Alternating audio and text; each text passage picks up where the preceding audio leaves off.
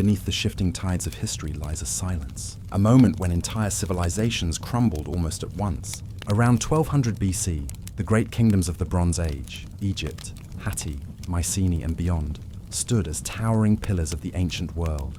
Yet in the span of a single generation, they fell into ruin, their palaces burned, their cities abandoned, their knowledge scattered like ashes in the wind. At the heart of this collapse, whispers speak of a mysterious force, the Sea Peoples, a name etched into temple walls and half-forgotten chronicles, describing invaders who came not from one land, but from many, strangers arriving across the waves. Their origins remain hidden in shadow. Were they refugees of famine and drought, ruthless conquerors seeking plunder, or survivors of some older, forgotten catastrophe, carrying the end of an age upon their sails? The story of the Sea Peoples is more than a tale of war. It is the turning of a world's page, a moment where myth and memory blur. To follow their trail is to walk at the edge of history itself, where answers are fragile and questions endure.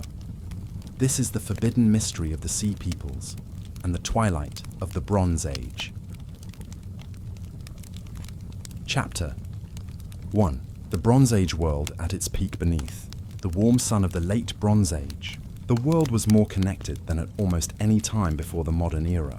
The eastern Mediterranean glimmered with the sails of trading ships, their holds heavy with copper from Cyprus, tin from distant Anatolia, and exotic luxuries from lands beyond the horizon.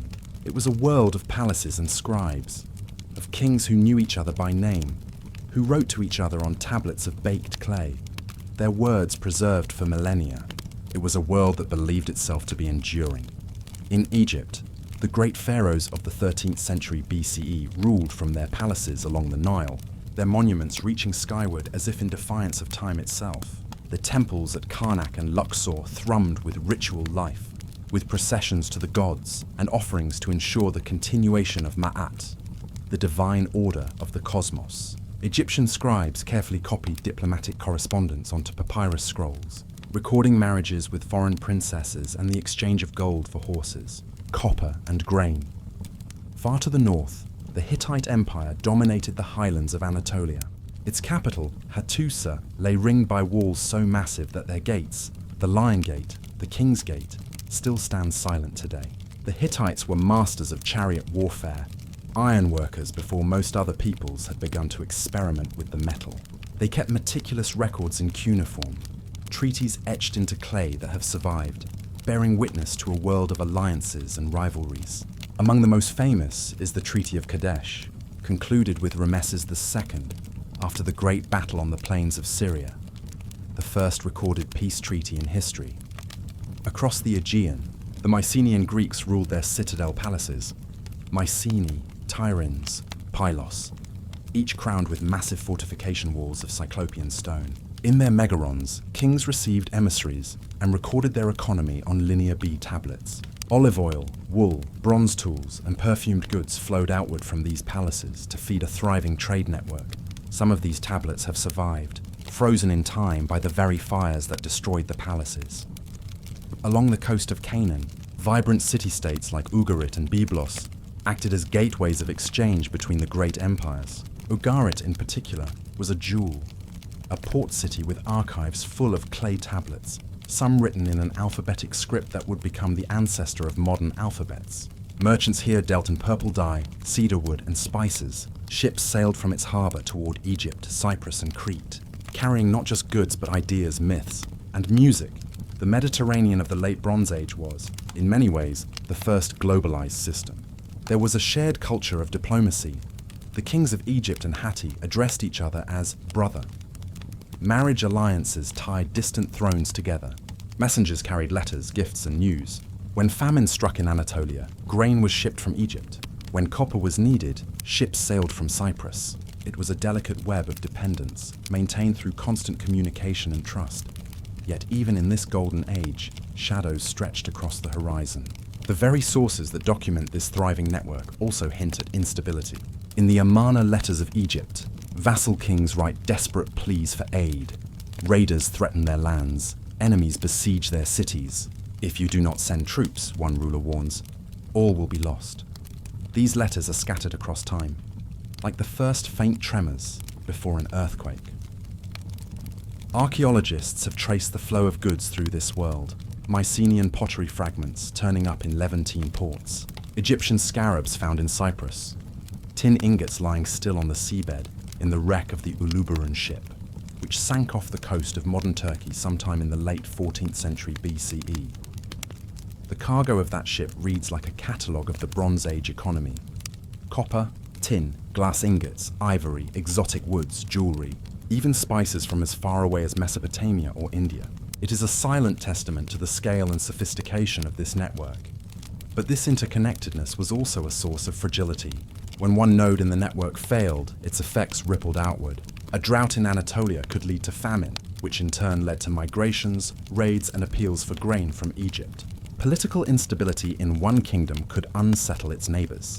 The palatial economies were heavily centralised. If the palace fell, so too did the system that distributed food, tools, and goods.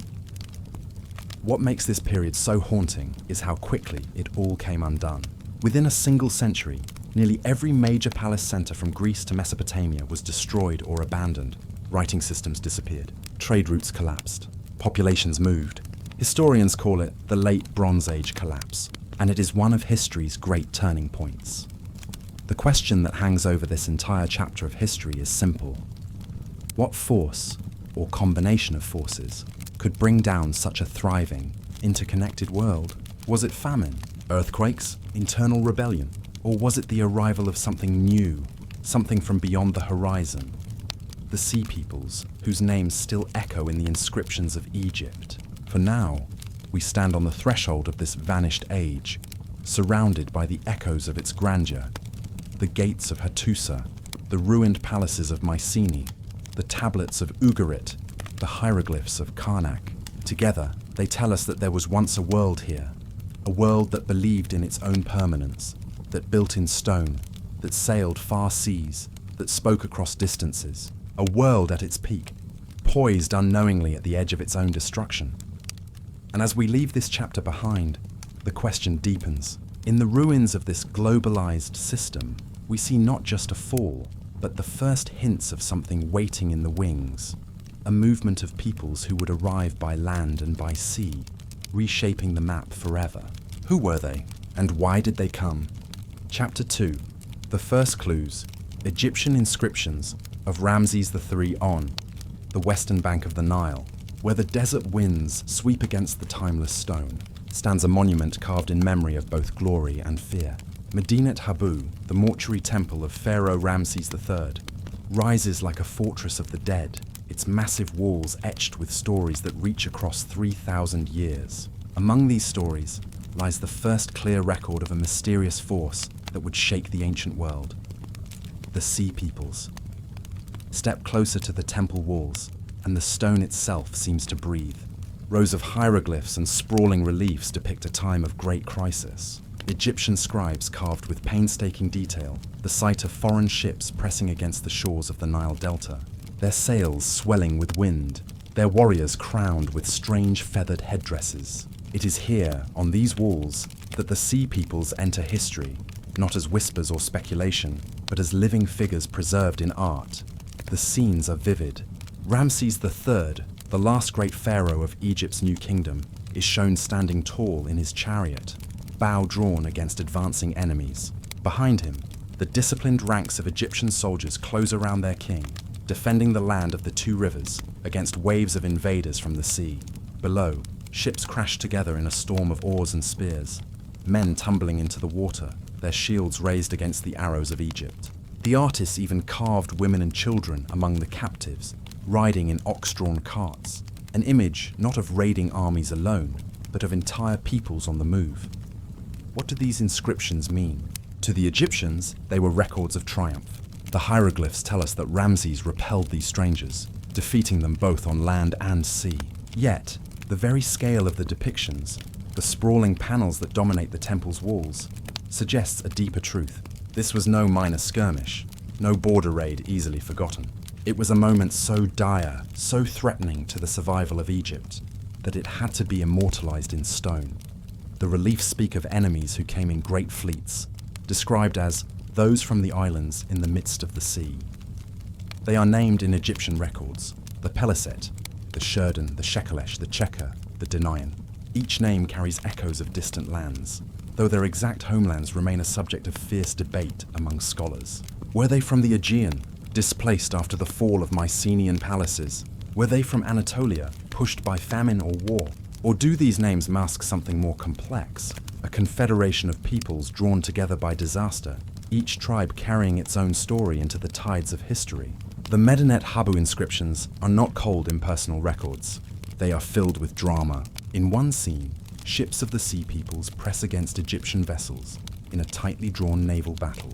The enemy ships are distinctive. Curved prows, long hulls, sails and oars working in unison. Some historians see in these ships the forerunners of later Greek galleys, suggesting a maritime connection stretching deep into the Mediterranean world. Others argue they reveal an innovation in seafaring, a hint of a people whose life was bound to the waves. The warriors themselves wear feathered crowns and short kilts, unlike anything Egyptian. Their shields are round, their swords long and straight. Foreign weapons unfamiliar to the Nile Valley. These details are more than decoration. They are hints, fragments, archaeological fingerprints pointing outward to lands that may have birthed the Sea Peoples. But the truth remains elusive. And then there are the ox-drawn carts. Amid the chaos of battle, amid the clash of warriors, we see families, possessions, entire communities on the move. This detail changes the story. If these were not only warriors but whole societies uprooted, then the Sea Peoples were not a single conquering army, but a migration, a tide of humanity displaced. Were they fleeing drought? Were they victims of earthquakes that shattered cities across the Aegean? Or were they wanderers seeking new lands in the wreckage of a collapsing Bronze Age world? The Egyptians, of course, did not record the answers. They saw invaders, enemies to be vanquished, not refugees in need of shelter. Their inscriptions speak of victory, of foreign kings captured, of lands preserved. And yet, even in their triumph, the Egyptians betray an anxiety. For though Ramses III claimed to have crushed the Sea Peoples, his reign marked the last time Egypt stood as a great power. In the centuries that followed, Egypt would never again reach the heights of its empire. The Sea Peoples, in this way, remain like shadows on the temple walls, defeated in stone, yet victorious in history. For while Ramses may have driven them back, elsewhere their presence was more enduring. Across the eastern Mediterranean, cities burned, palaces fell, trade routes collapsed. The Bronze Age order unraveled, and in its place a new world slowly emerged. The Peliset, mentioned at Medinet Habu, may have become the Philistines of later biblical memory, settling on the coasts of Canaan. Others vanished into the folds of history, leaving behind only names carved in Egyptian hieroglyphs. Even the temple itself speaks with layers of meaning. Medinet Habu was not only a mortuary temple, it was a fortress. Its massive gates and high walls hinted a kingdom on the defensive, wary of threats that no longer came only from desert raiders or Nubian rivals, but from the sea itself. For Egypt, a land defined by the steady rhythm of the Nile, the sea had always been distant, peripheral. Now it carried danger, an unpredictable horizon from which strangers could arrive without warning. Archaeologists and historians return to Medinet Habu again and again, tracing every carved feather, every ship, every inscription. They compare these images with pottery unearthed in Canaan, with weapons found in Cyprus, with ruins scattered across Anatolia. Each comparison opens new possibilities. Connections between Mycenaean collapse and Egyptian victory, between Homeric memory and pharaonic record. Yet certainty slips away like sand through fingers.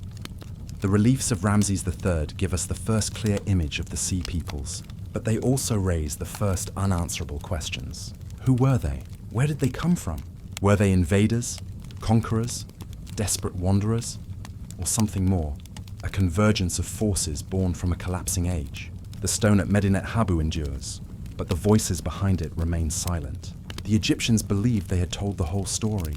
Yet as we stand before the weathered reliefs, gazing at the strange ships, the feathered warriors, the families in their carts, we are left with an uneasy sense that what was carved to mark an end may have, in truth, been a beginning of disappearance, a beginning of silence, a beginning of a mystery that still drifts like a sail on the horizon, just beyond reach. Chapter 3: The Amarna Letters and Early Warnings. The story of the Amarna Letters begins in the late 19th century, when local villagers digging for fertilizer near the ruins of the city of Akhetaten the short-lived capital of Pharaoh Akhenaten, unearthed a cache of clay tablets. These tablets, inscribed in the cuneiform script of Mesopotamia, turned out to be diplomatic correspondence between the Egyptian court and rulers across the Near East during the 14th century BCE. Over 350 of these letters have been recovered, forming one of the most extraordinary archives of the late Bronze Age world. The letters offer us something rare, voices speaking directly across 3,000 years. They are not epic poems, nor the grandiose inscriptions of kings boasting of their victories. They are personal, pragmatic, even desperate. Some are from powerful rulers, the kings of Babylon, Assyria, and Mitanni, writing as equals to the pharaoh, addressing him as brother, offering their daughters in marriage, and requesting gold in return. Others come from the rulers of tiny city-states along the Levantine coast, who address the pharaoh as "my lord," and beg for Egyptian troops to save them from their enemies. It is within these letters from Egypt's vassals in Canaan and Syria that we first hear a troubling note, a sign of unrest growing beneath the surface of this interconnected world. Time and again, the kings of Byblos, Megiddo, Jerusalem, and other cities speak of a shadowy force threatening their lands, raiders known as the Habaru or Apiru. The term is elusive. In some letters, the Habiru are described as bands of outlaws attacking villages, burning fields, and seizing land. In others, they appear to be mercenaries, serving one petty king against another. The ruler of Jerusalem, Abdi-Heba, writes with barely contained panic, "Why do you love the Habiru and hate the rulers? They are plundering all the lands of the king. If there are no troops this year, all the lands of the king will be lost." His words are not isolated. The ruler of Byblos pleads repeatedly for Egyptian archers to be sent to his aid. Another warns that unless soldiers arrive soon, his city will fall, and he will have no choice but to turn against Egypt. Who were these Habiru?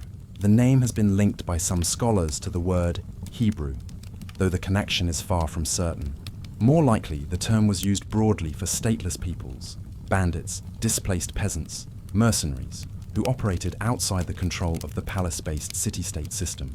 They may have been victims of famine or social upheaval, forced into a life of raiding and survival on the fringes of society. But as their numbers grew, they became a political force, toppling local rulers and destabilizing regions once firmly under Egyptian control. For Egypt, these letters posed a challenge. The pharaohs of the 18th dynasty, Amenhotep III and Akhenaten, ruled from far away, and their control over Canaan was exercised through garrisons and loyal vassals. To respond to every letter, to send troops each time a city cried for help, would have required significant resources. Some letters show Egyptian hesitation, delays, or even silence. As a result, one by one, cities began to fall to rival kings, to rebellious officials, or to the very Habiru they feared. The Amarna Letters give us a picture of a system fraying at the edges. The Egyptian empire, at the height of its wealth, was already stretched thin. Its attention was divided. Akhenaten's religious revolution, with its focus on the Aten, may have distracted the court from foreign affairs. Some scholars argue that this neglect allowed Egypt's influence over Canaan to weaken, creating a power vacuum into which chaos flowed. And here, a tantalizing possibility emerges. Were these Habaru a precursor to the Sea Peoples who would later sweep through the region? Or were they an entirely separate phenomenon, one wave of disruption followed by another? The chronology places the Habaru letters several decades before the great collapse of the late Bronze Age, yet the pattern is familiar.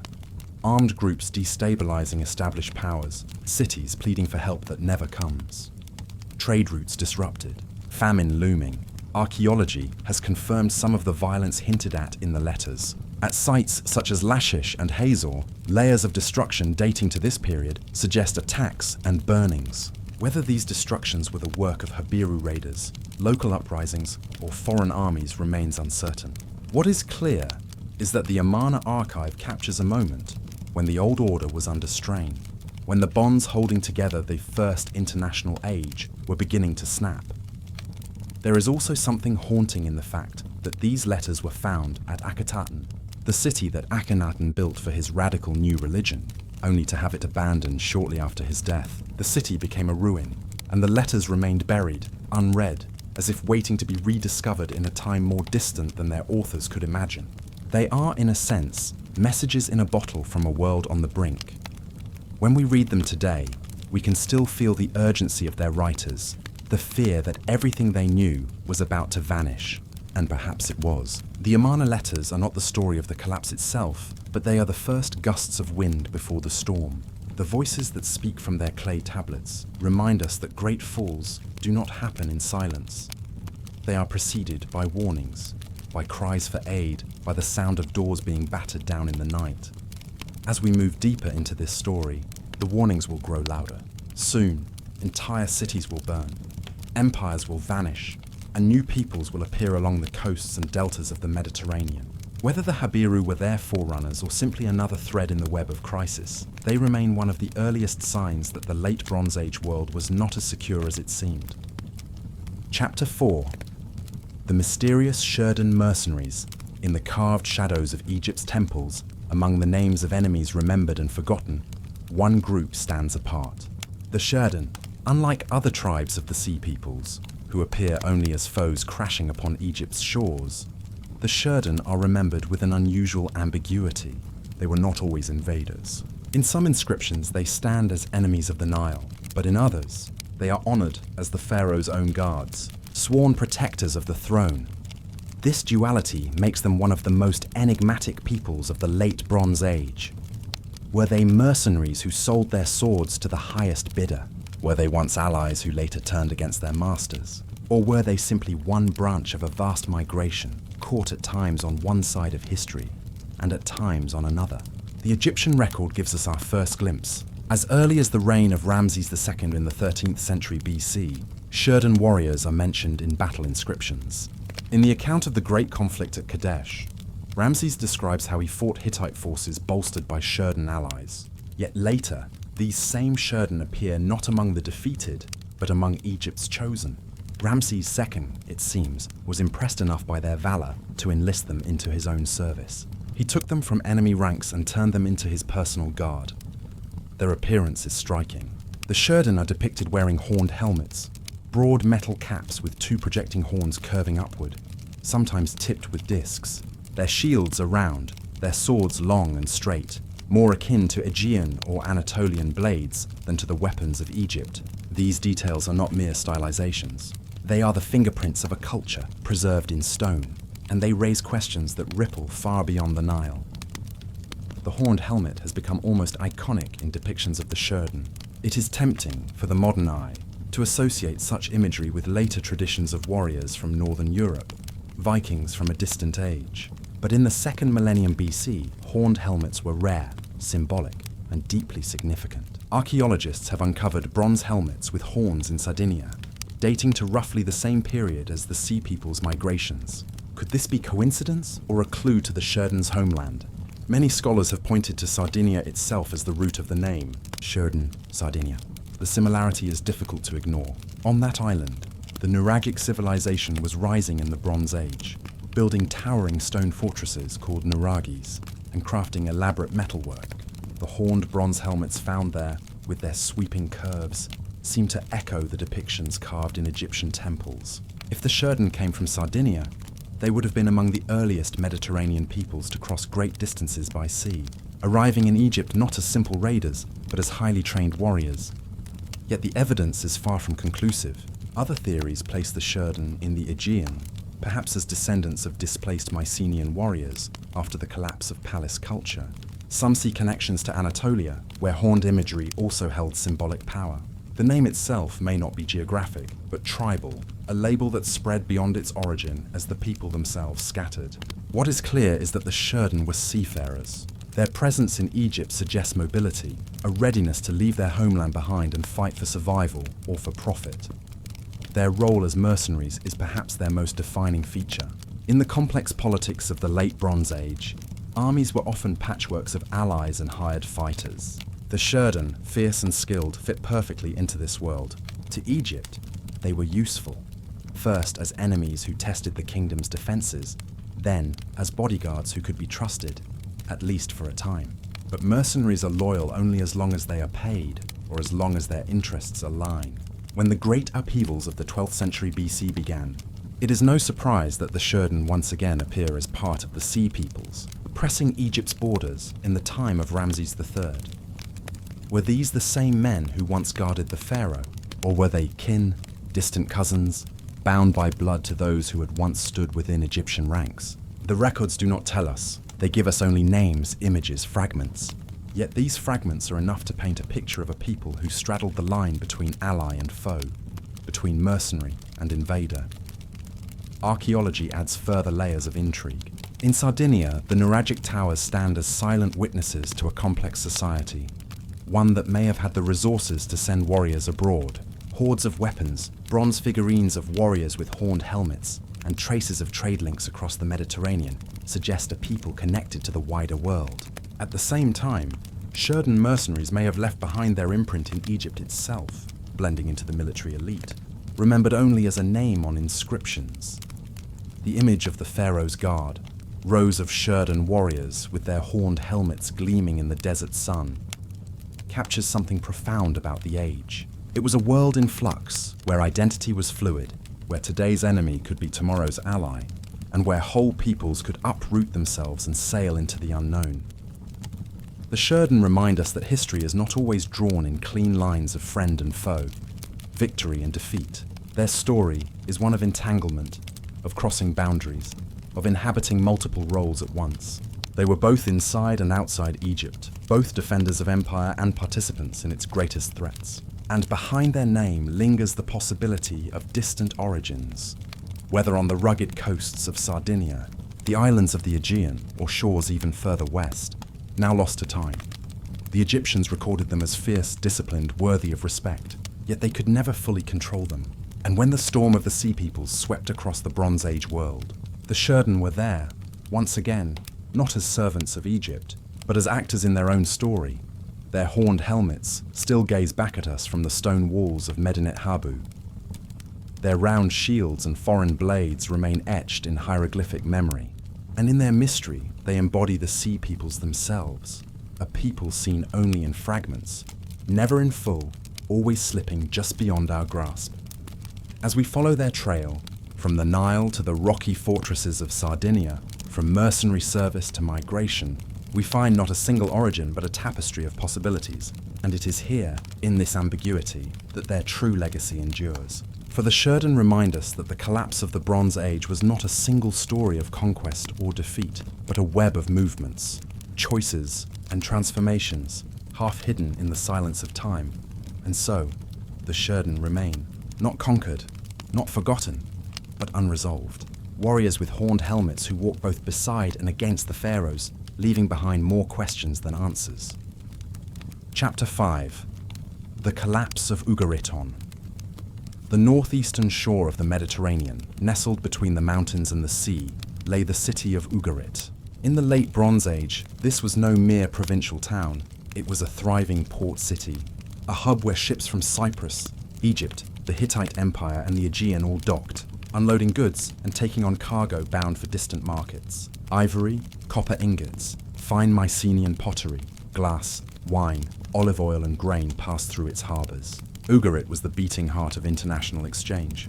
Its wealth measured not just in gold, but in the clay tablets stored in its palace archives, the contracts, treaties and letters that tied it into the greater network of the Bronze Age world. Today, the city lies in ruins near the modern village of Ras Shamra in Syria. Excavations have uncovered its palaces, temples and libraries that would give Ugarit its lasting voice across time. For what makes the story of this city's fall so compelling is that we can hear it almost in real time through the letters that its king and officials wrote in its final hours. These documents, preserved by the very fires that consumed the city, are among the most dramatic texts from the entire late Bronze Age. In the decades before its fall, Ugarit was at its height. The royal palace dominated the city, its rooms decorated with carved furniture and luxurious goods imported from abroad. Ugaritic scribes developed one of the earliest alphabetic writing systems, a script that used only 30 symbols to capture the sounds of their language, a striking innovation compared to the hundreds of signs used in Mesopotamian cuneiform.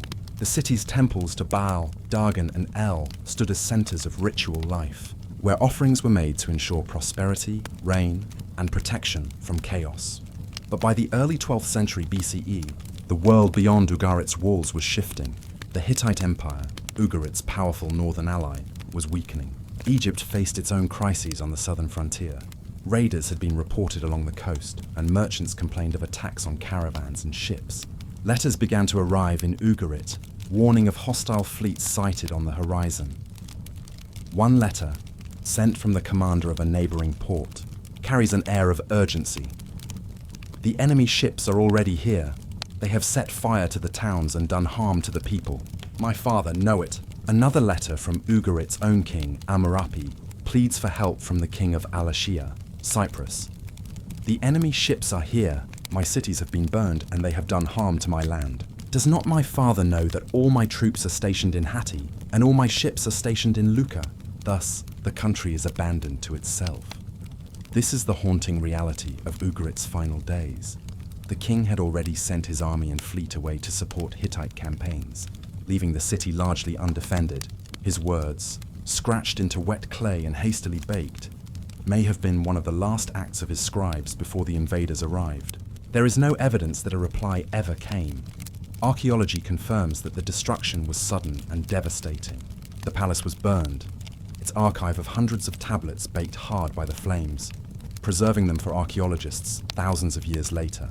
The city was never rebuilt. Beneath the ash layers, excavators have found storage jars still filled with grain, as if life was abruptly interrupted. Weapons and tools were left where they fell, suggesting a catastrophe swift enough to prevent recovery or return. Who were the attackers that brought Ugarit to its end? Scholars have long debated this question. Some point to the Sea Peoples, whose raids around this time struck other coastal regions and even threatened Egypt itself. Others suggest rival city-states or opportunistic forces from the interior took advantage of Ugarit's vulnerability. There is no definitive answer. Only the charred remains and the letters that speak of enemies coming by sea. The story of Ugarit's fall is not merely the story of one city. It is a microcosm of the wider collapse that would soon sweep across the eastern Mediterranean. The letters from Ugarit are some of the last documents ever written in the Ugaritic script. After the fires died, the language itself would eventually disappear, and with it, a culture that had flourished for centuries. And yet, through these fragments, Ugarit still speaks. The voices of its scribes are strangely intimate. We read their words as though we are standing beside them, looking out toward the harbor, scanning the horizon for sails. Their appeals for help, unanswered, hang in the air like a final prayer. The silence that followed must have been deafening. Even today, as archaeologists walk through the ruins of the palace, the courtyards, and the archives, the sense of finality is palpable. Ugarit was not abandoned slowly. It was snuffed out, leaving behind a perfectly preserved snapshot of a city at the moment of its death. It allows us to reconstruct not just the fall of Ugarit, but the emotional weight of that moment, a moment when an entire people realized the world they knew was ending. The fall of Ugarit was not an isolated tragedy. It was one strand in a web unraveling across the Near East, a sign that the great powers were no longer able to protect their cities, that the delicate balance of trade and tribute was collapsing. The Mediterranean, once a sea of merchants and envoys, was becoming a sea of raiders and refugees, and so Ugarit stands as both a monument and a warning. Its ruins tell us that even the most vibrant centers of culture can be extinguished with terrifying speed. Its letters remind us that the collapse was not merely an event, but a lived experience, full of fear, hope, and desperation. As we leave the smoldering ruins of Ugarit behind, we step closer to the heart of the mystery. Who were these seaborne attackers? And what drove them to strike with such force along the coasts of the Levant? The letters of Amurapi give us a glimpse, but the full story still lies beyond the horizon, waiting to be uncovered. Chapter 6. The Hittite Empire's disappearance in the highlands of Anatolia, where rugged hills fold into valleys, and the winds carry the scent of pine and stone. There once stood a city that rivaled the greatest powers of the ancient world. Its name was Hattusa. Behind its massive walls of limestone and timber, kings ruled over an empire that stretched from the Aegean shores to the gates of Mesopotamia. The Hittites, masters of chariot warfare, wielders of iron weapons, and diplomatic equals of Egypt, were a force that shaped the late Bronze Age. And yet, like a flame extinguished in an instant, they vanished. By 1200 BCE, the great capital was deserted. Its palaces burned, its archives silenced. The Hittite kings, once named in treaties beside Ramses II and feared by their rivals, disappeared from history as suddenly as they had risen. The disappearance of the Hittite Empire remains one of archaeology's most haunting mysteries.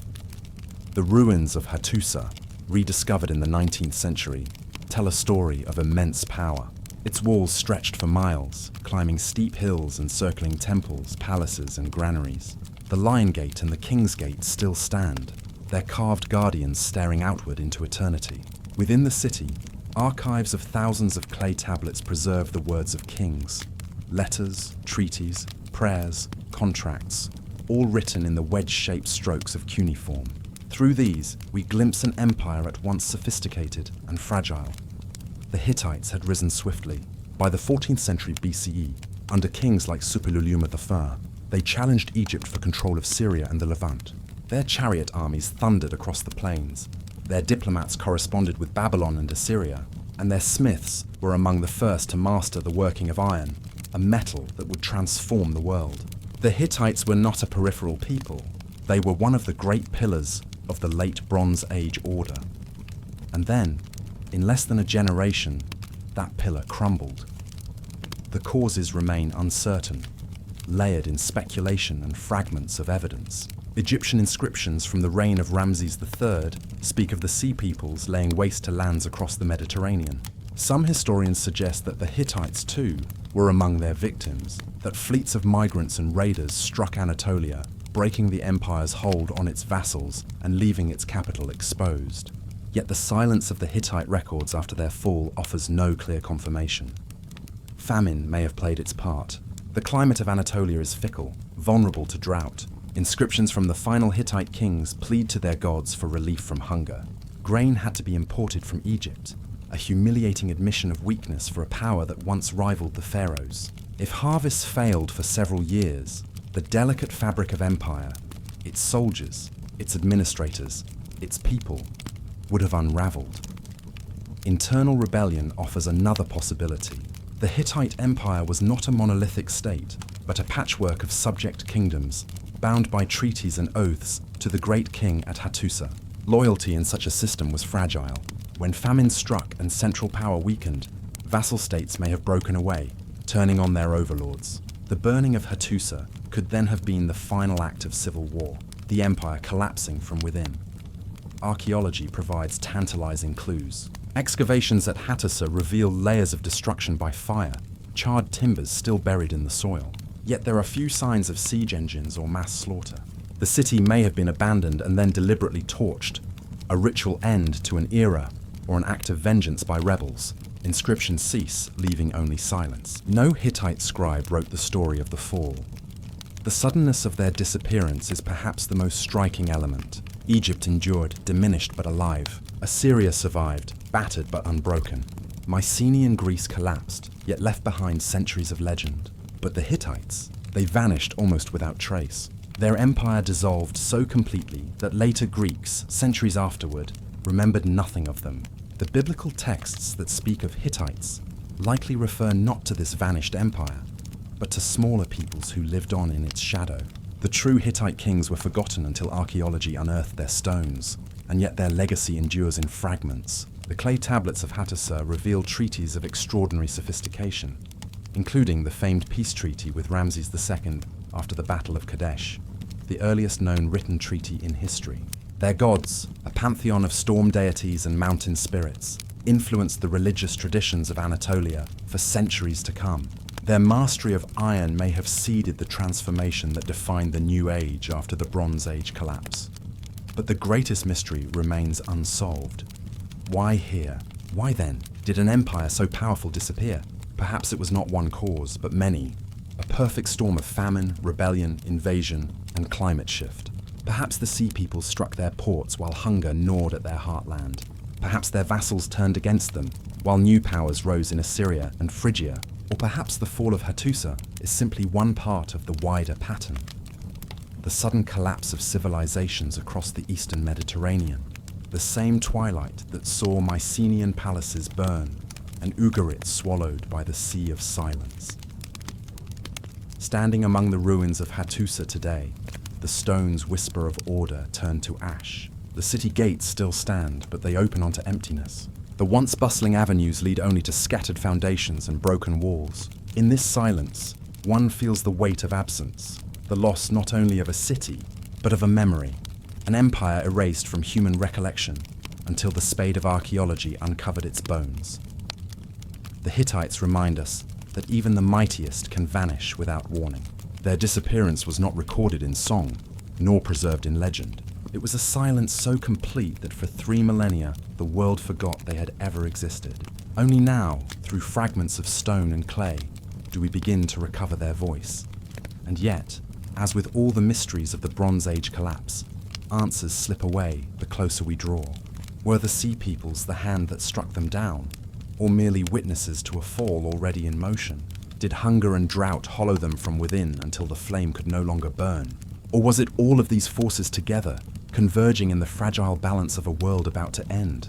The stones of Hattusa do not answer.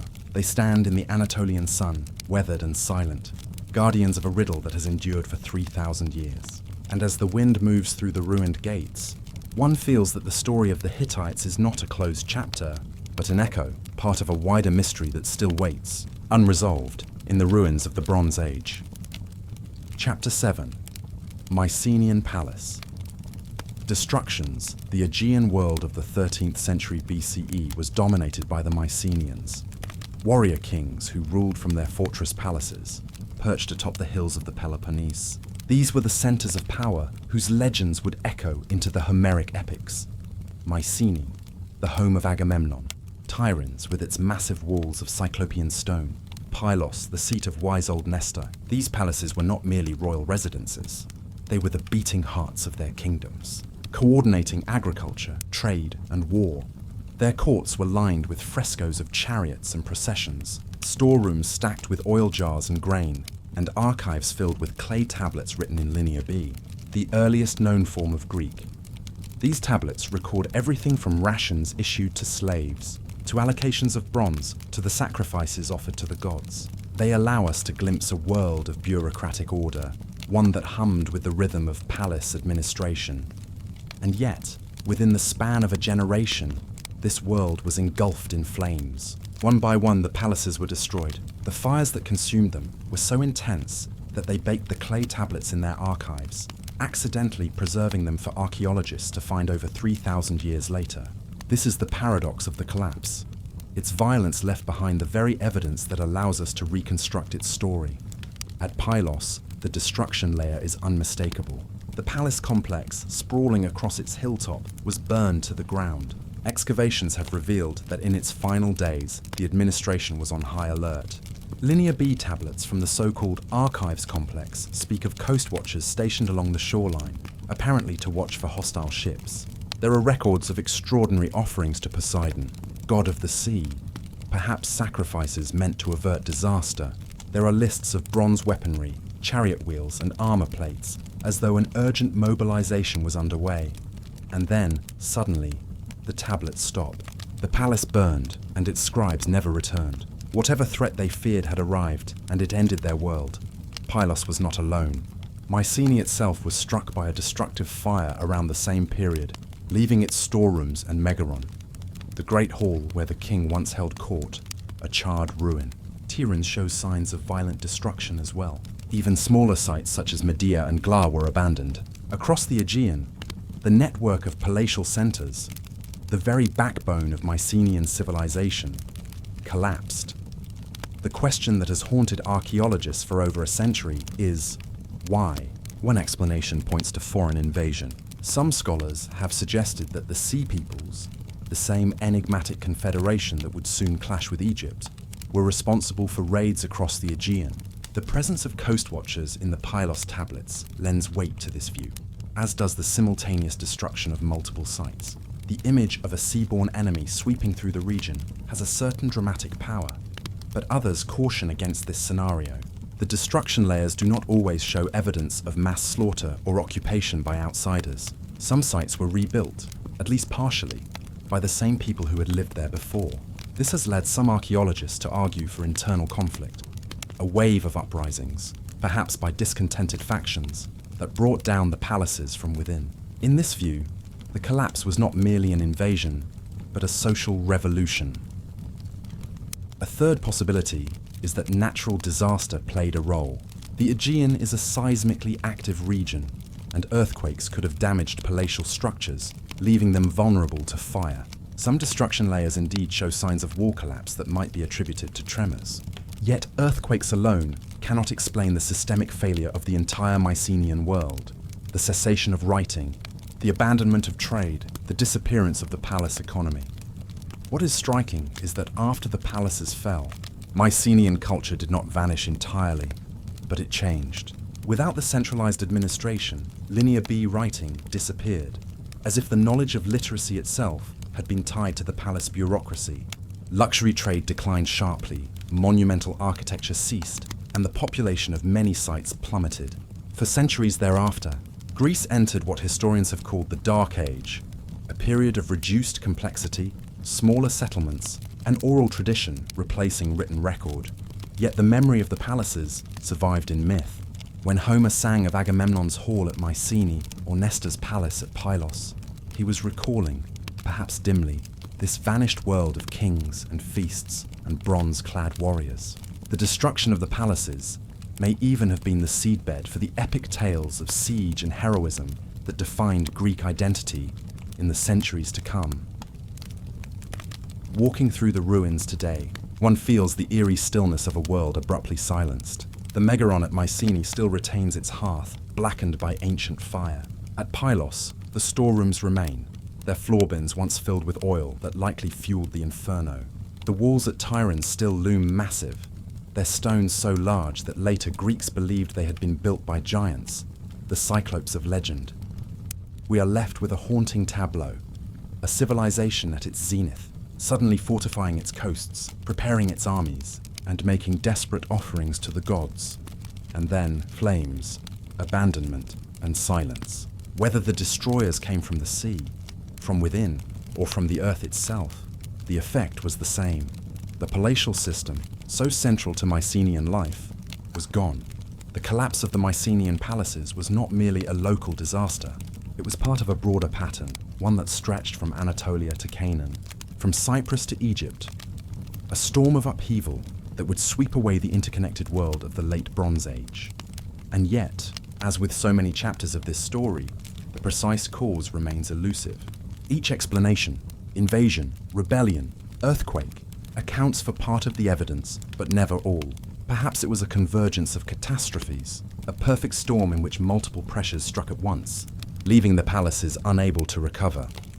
As we leave the ruins of Mycenae and Pylos, the smoke of their burning still seems to rise on the horizon. Their fall was both an end and a beginning, the closing of one age and the first shadow cast by the dark centuries to come. Whatever force brought the palaces low would soon move outward, striking other lands, other kingdoms. The Aegean was only the beginning. Chapter 8. The enigmatic Philistines.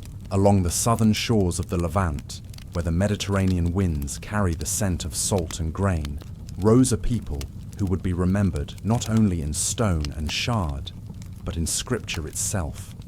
To the writers of the Hebrew Bible, they were Israel's greatest rivals, the Philistines, a people painted in the texts as warlike, godless, and foreign. Yet the earth beneath their ancient cities tells a different story.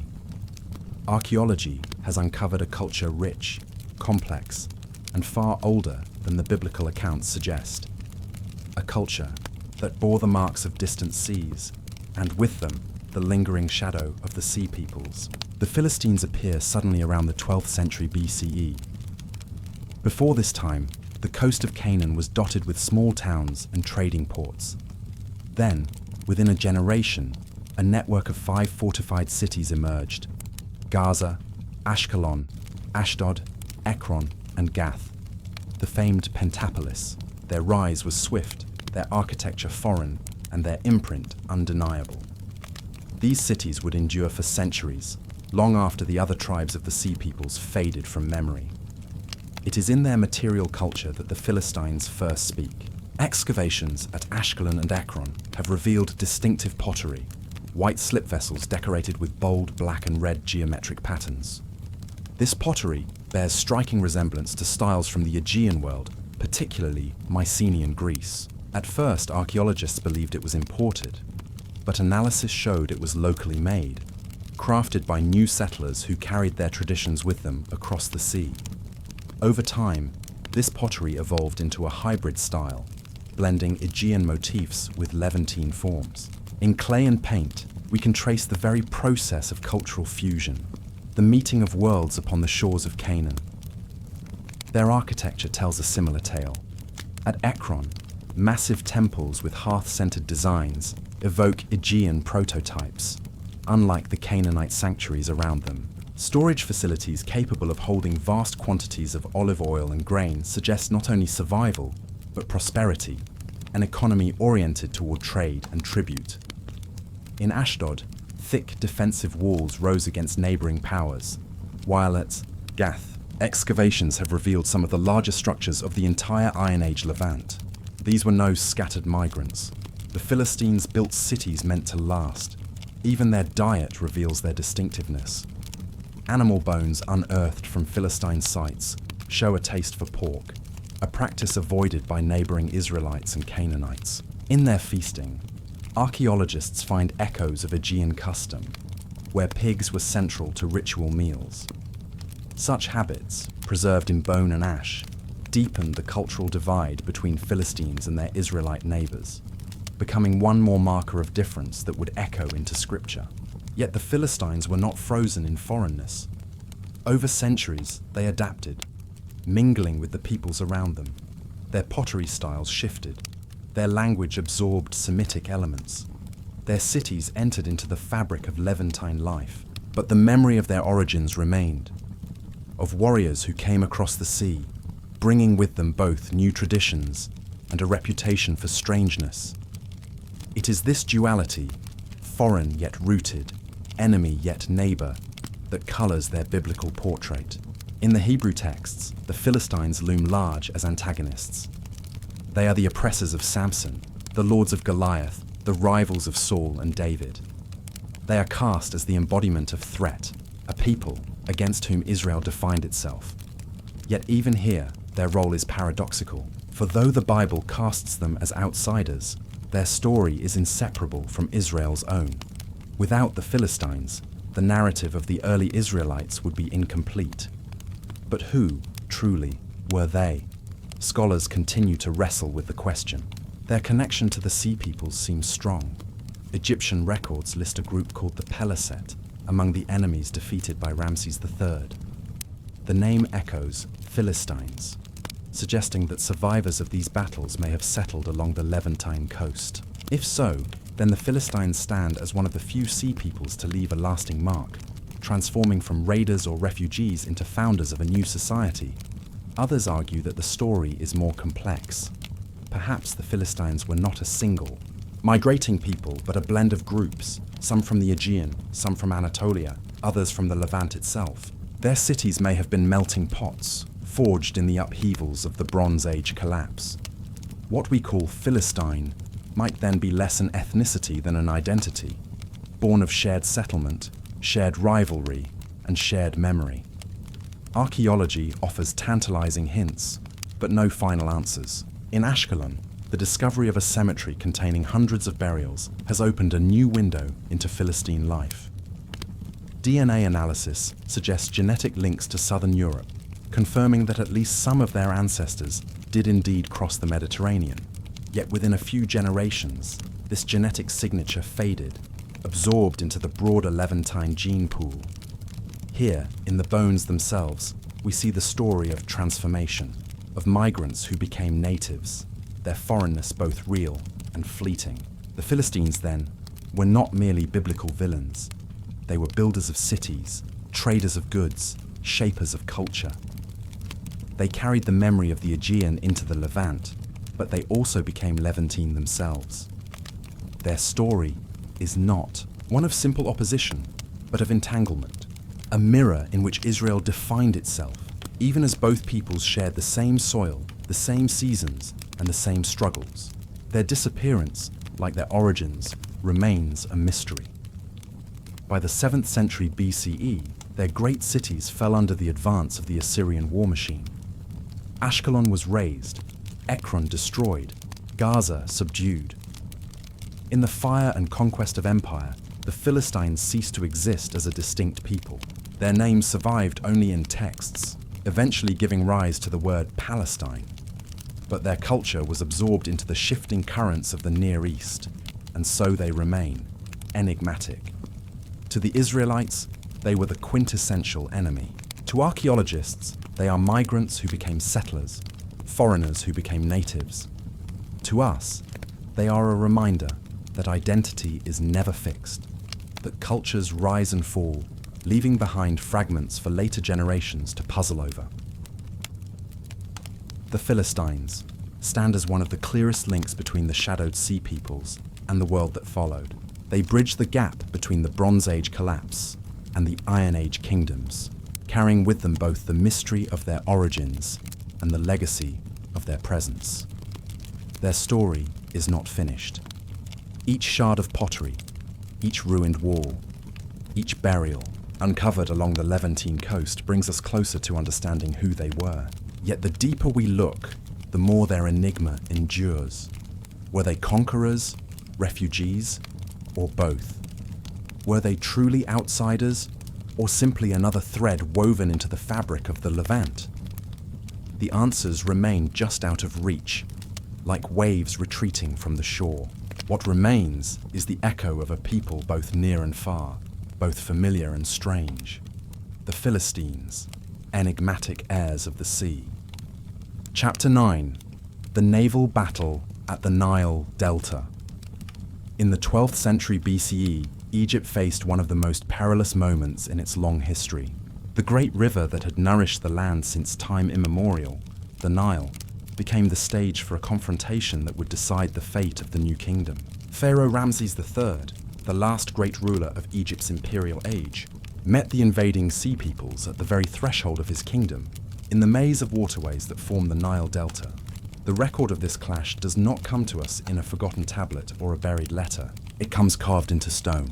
At Medinet Habu, the mortuary temple of Ramses III in western Thebes, entire walls are dedicated to this victory. Here we see one of the earliest known depictions of naval warfare, a battle scene frozen in time, its details as vivid today as when they were carved over 3,000 years ago.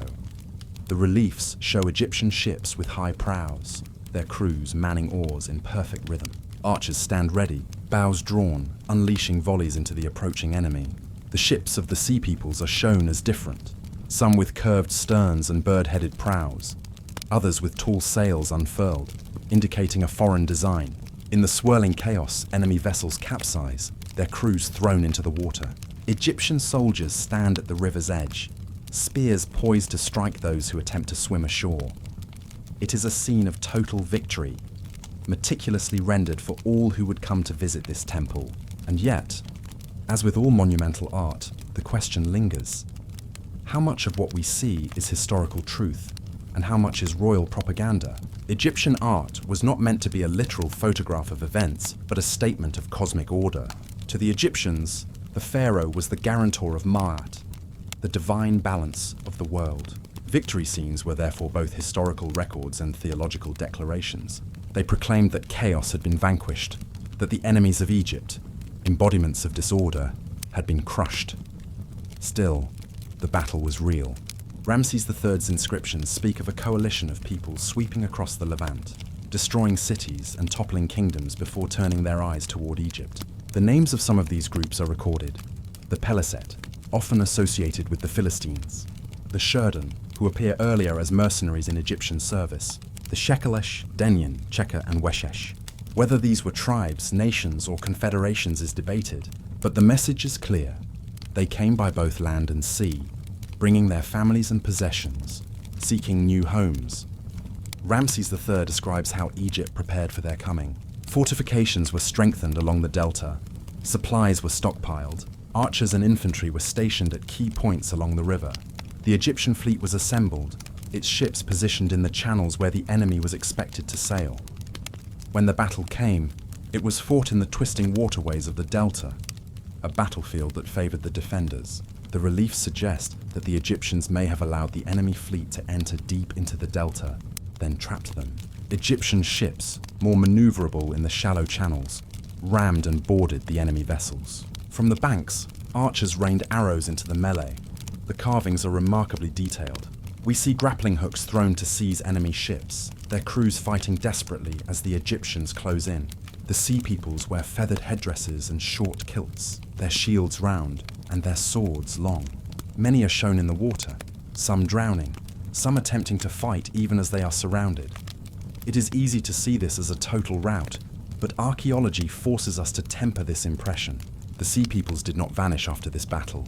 Some settled along the southern coast of Canaan, becoming the Philistines known from the Hebrew Bible. Others likely merged with local populations elsewhere. Egypt may have won the battle, but the wave of migration was not stopped, only diverted. There is also the matter of scale. Did Ramses III truly defeat the entire confederation, or merely one contingent of a larger movement? The reliefs show a handful of ships, not a vast armada. Some scholars have suggested that the carvings depict a ceremonial representation of victory rather than an exact military report. The Egyptians had every reason to magnify the event, for the stability of the throne depended on the image of Pharaoh as the protector of the two lands. And yet, even if the scenes are idealized, they still speak to a desperate, close-quarters struggle. Naval combat in this period was brutal and intimate. There were no catapults, no flaming projectiles, only ramming, boarding, and hand-to-hand fighting with swords and spears. In the confined channels of the delta, the battle must have been deafening. The creak of oars, the shouts of captains, the clash of bronze on bronze, the cries of the wounded as ships splintered around them. The Nile itself may have become a graveyard that day, its waters filled with the wreckage of ships and the bodies of the fallen. In the Egyptian imagination, this was more than a military victory. It was the restoration of cosmic order, the pushing back of the forces of chaos that threatened to engulf the land. Today, standing before the reliefs at Medinet Habu, one cannot help but feel the weight of the moment they commemorate. The figures are deeply cut, their lines crisp despite the millennia. Ramses III stands larger than life, smiting the foreign captives, reaffirming his role as guardian of Egypt. But outside the temple walls, history was shifting. Egypt would never again be the dominant power it once was. The victory at the Nile Delta may have preserved the kingdom, but it came at a cost. The resources expended, the strain of constant war, and the disruptions of trade all contributed to Egypt's slow decline. The battle was a reprieve, not a permanent deliverance. The Sea Peoples were but one element in a greater storm that had already shattered the Hittites, the Mycenaeans, and countless city-states across the Near East. Egypt had withstood the wave, but the world around it was forever changed. And so we are left with the image of those ships, carved in stone, frozen in their final moments of struggle. Were they truly the last hope of a desperate confederation seeking new lands? Or were they raiders, pirates, opportunists striking at a vulnerable land? The reliefs do not tell us. They show us victory, but they do not show us the faces of the children who came with the invaders, nor the reasons they risked everything on the waters of the Nile. Perhaps they were fleeing famine, war, or forces beyond our knowing. Perhaps they were the agents of a new age, whose movements would reshape the lands from Anatolia to Canaan. Whatever their motives, their encounter with Egypt remains one of history's first great naval battles, an event that still echoes across 3,000 years, leaving us with questions that no relief can fully answer. Chapter 10. Climatic upheavals and famine evidence. In the silent language of the earth, traces of an ancient catastrophe still remain, not in monuments or inscriptions, but in the dust of pollen grains, locked for millennia in lakes and soils across the eastern Mediterranean. Through them, science whispers of a world in distress. Around the late 13th and early 12th centuries BCE, the skies over the Bronze Age world grew less generous. Rain fell less often, the growing seasons shortened, and drought began to stretch its hand across the lands. It was a fragile age, bound together by networks of trade and harvest. Palaces rose on the wealth of grain, shipped from fertile valleys to distant ports. Armies marched on bread baked from barley and emmer wheat. Temples stored offerings of wine and oil, sustenance for gods and men alike. When the rains faltered, everything faltered with them. Pollen cores taken from the Sea of Galilee, from Cyprus, and from the coastal plains of Syria show the same pattern. A sudden, sharp reduction in plants that thrived in wetter climates, replaced by drought-resistant species. Scientists date this transformation to precisely the period of the Bronze Age collapse. In the language of the landscape, the message is unmistakable. Famine was near, and the written word confirms what the earth remembers. From Ugarit, a thriving port city on the Syrian coast, a final letter survives, never delivered. It was addressed to the king of Alatia, ancient Cyprus, and it pleads for grain. "There is famine in my house," the tablet reads. "If you do not quickly send me grain, I will be dead." Soon after, Ugarit was destroyed, its palaces left in ruins. Egypt too felt the hunger. In inscriptions from the reign of Merneptah and later Ramses III, the pharaohs boast of sending grain shipments to neighbors stricken by famine.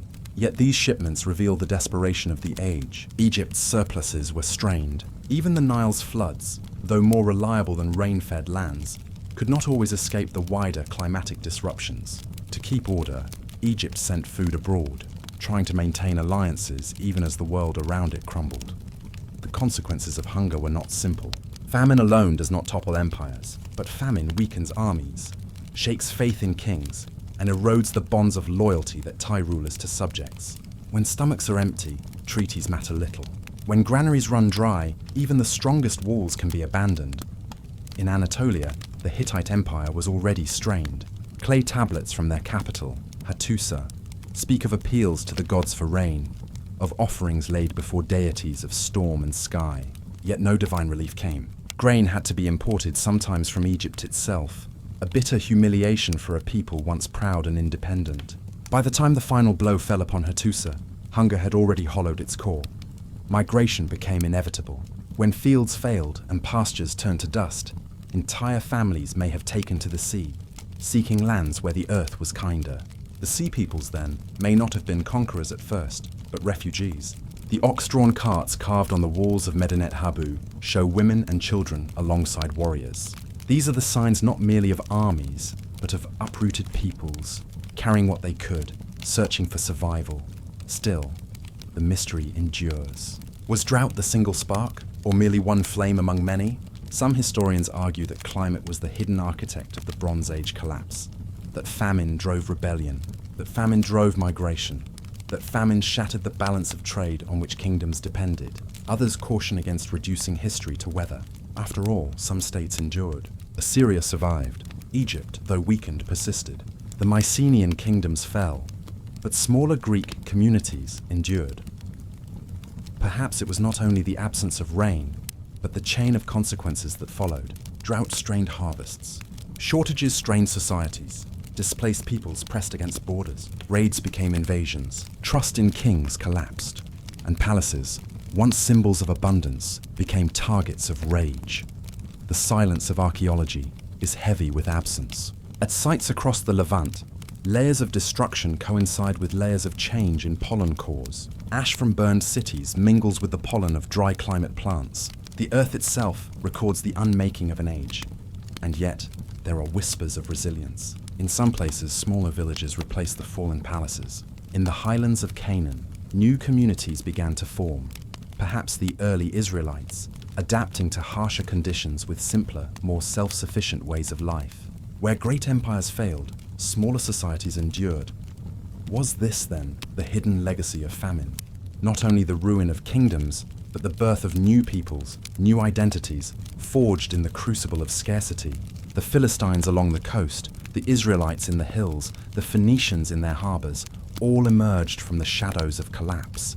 The earth remembers more than we know. In the rings of ancient trees, in the sediments of lakes, in the faint residues of barley pollen, the story of a changing climate is still written. But whether this was the cause, or only the setting, of the great upheavals remains uncertain. The sea peoples may have been hungry wanderers, driven to Egypt's shores by failing fields. Or they may have been opportunists, striking weakened kingdoms already reeling from drought. The truth lies somewhere between hunger and ambition, between necessity and choice. And so, the question lingers.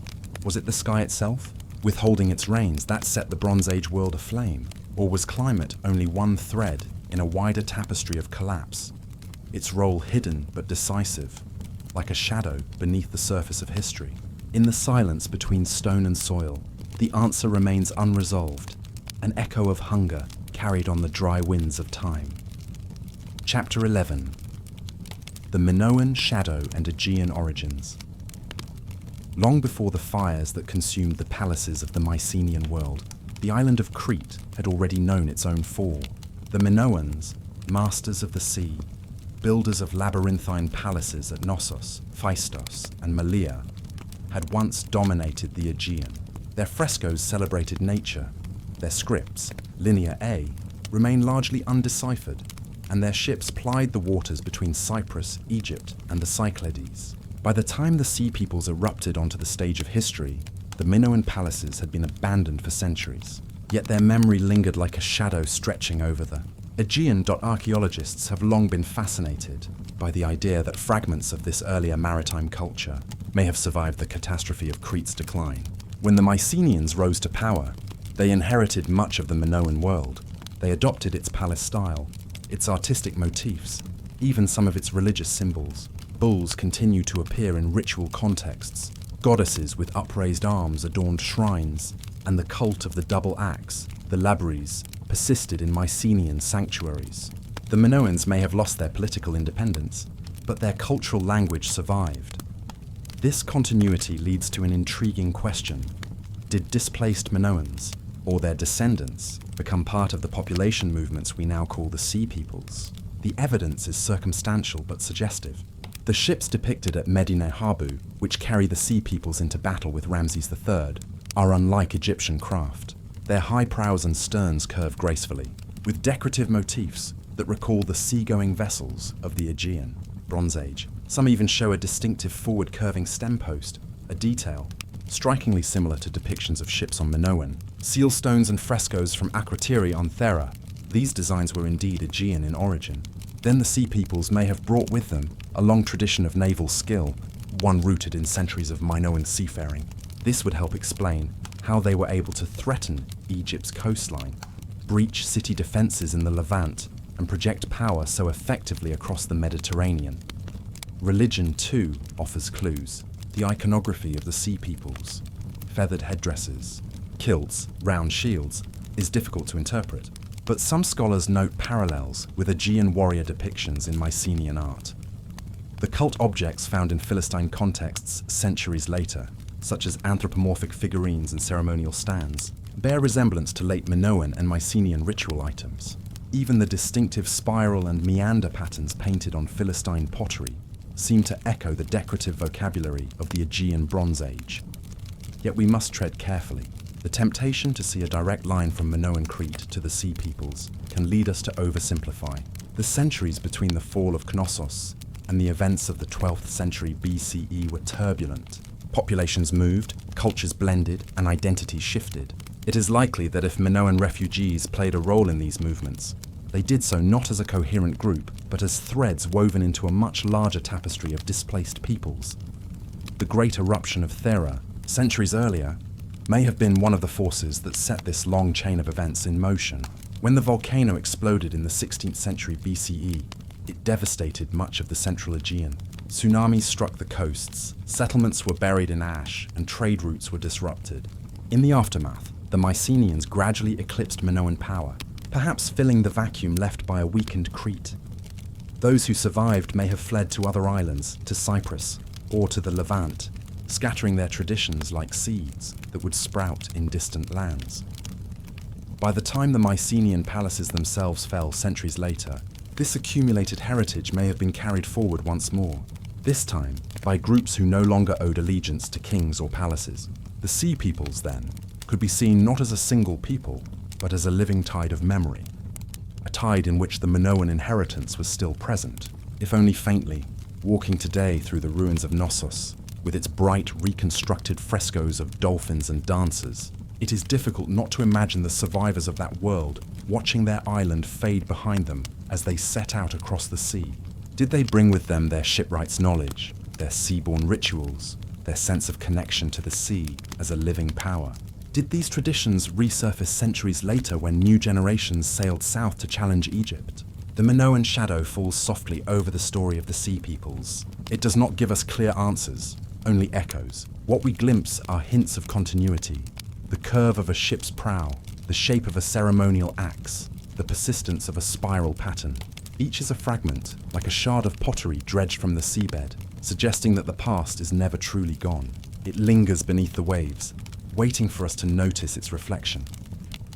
As we turn from Crete's quiet ruins back to the tumult of the late Bronze Age collapse, we carry with us the haunting thought that the Sea Peoples may not have been entirely foreign to the lands they struck.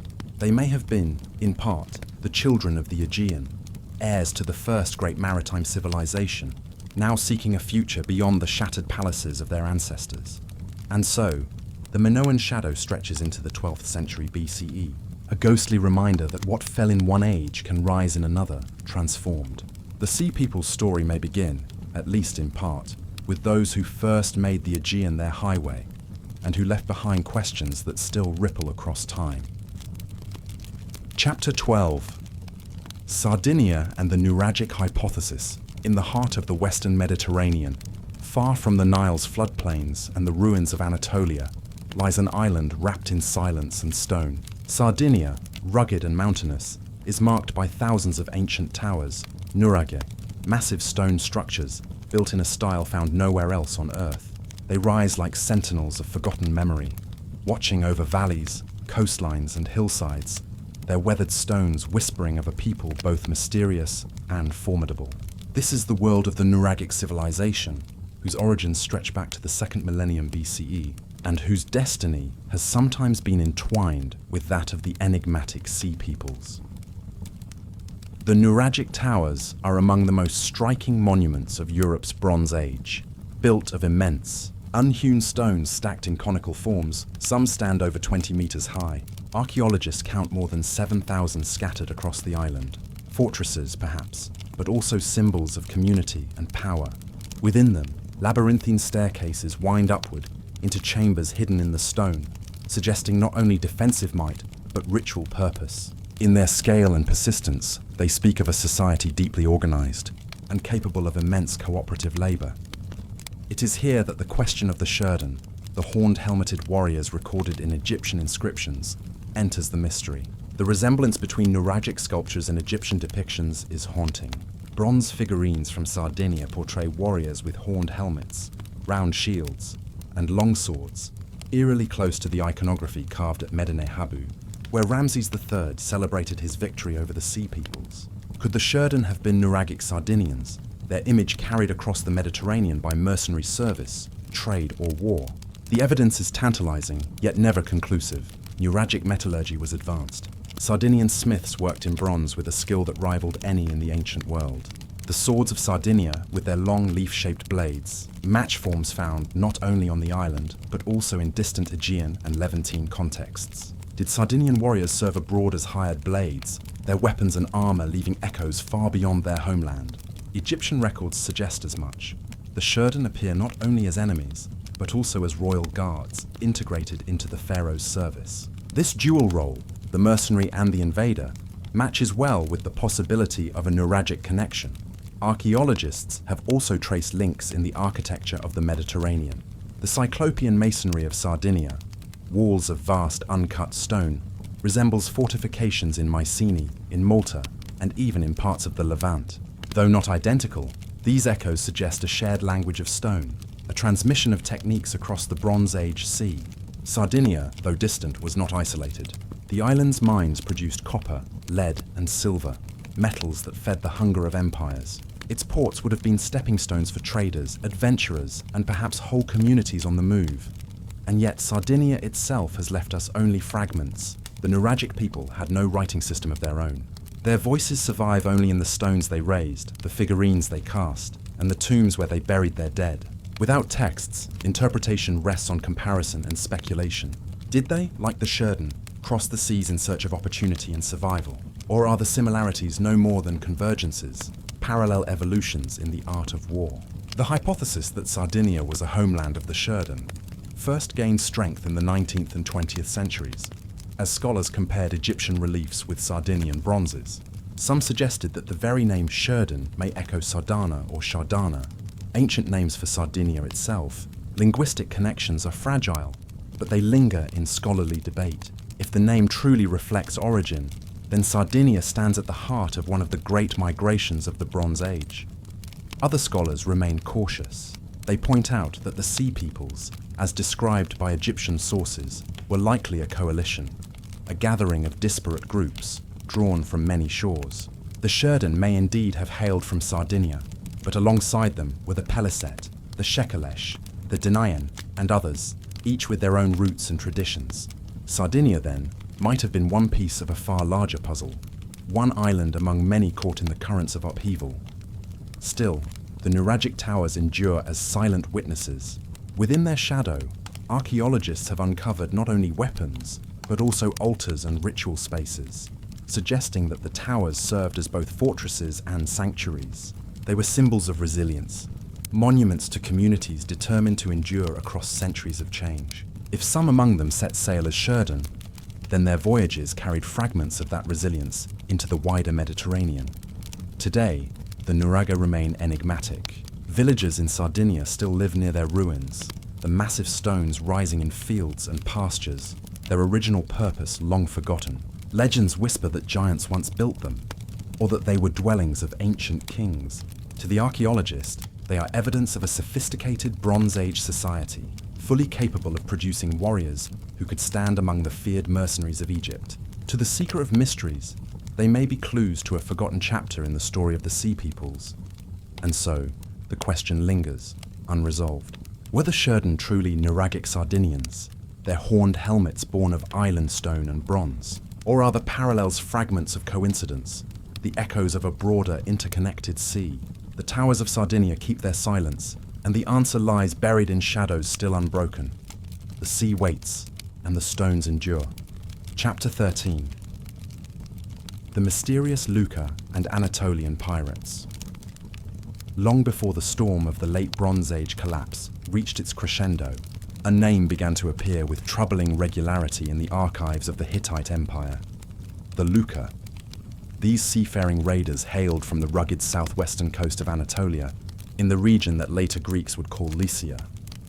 It was a land of mountains and hidden coves, a place where small communities could thrive outside the grasp of imperial oversight.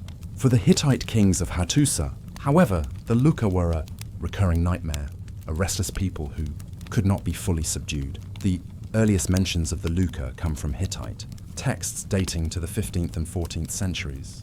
BCE, they appear as troublemakers along the coast, harassing shipping lanes and rebelling against imperial governors. In one famous letter, the Hittite king Suppiluliuma II laments that the Luca had joined with other discontented groups to attack Alasia, the ancient name for Cyprus, and to raid merchant ships. This is one of the first written descriptions of organized piracy in the ancient world. What made the Luca so difficult to contain was their mastery of the sea. The southwest Anatolian coast is a labyrinth of peninsulas, islands, and natural harbors, perfect territory for launching quick raids and disappearing before imperial troops could respond. Even when Hittite armies campaigned into the region, their victories were temporary. As soon as the soldiers withdrew, the Luca would rise again, raiding caravans and coastal settlements, demanding tribute from passing merchants.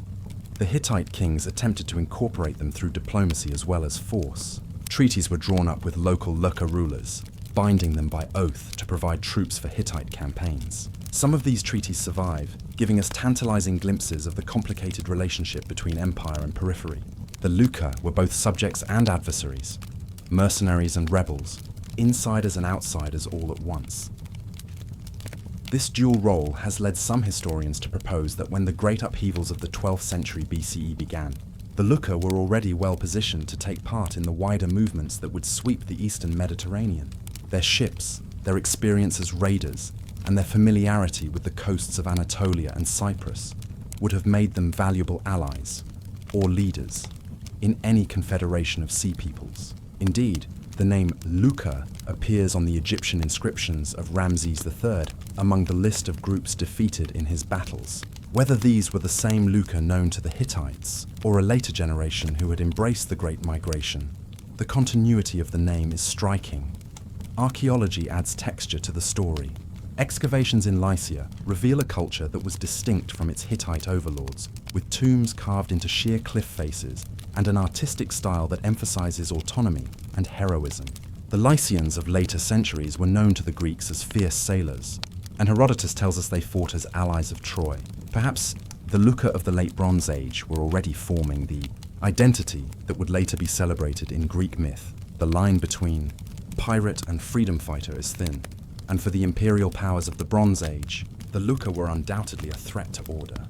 But to the Luca themselves, raiding may have been an economic necessity, a way of surviving on marginal lands where farming was difficult. They may have seen themselves not as lawless marauders, but as warriors claiming their share of the wealth that flowed through the great trade networks of the age. The question of whether the Luca should be counted among the Sea Peoples leads us to a deeper reflection on what that term really means. Were the Sea Peoples a single ethnic group, or a coalition of displaced communities, mercenaries and pirates banding together for survival and plunder? The Luca seem to embody this ambiguity. They were neither wholly foreign nor entirely domestic. They existed on the edge of empire, both part of the system and forever threatening to destabilize it.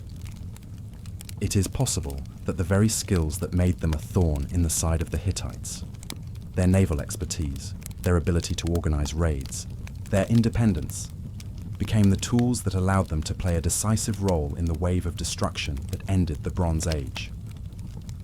When the Hittite Empire finally collapsed, the Luca homeland lay outside the direct control of any central power.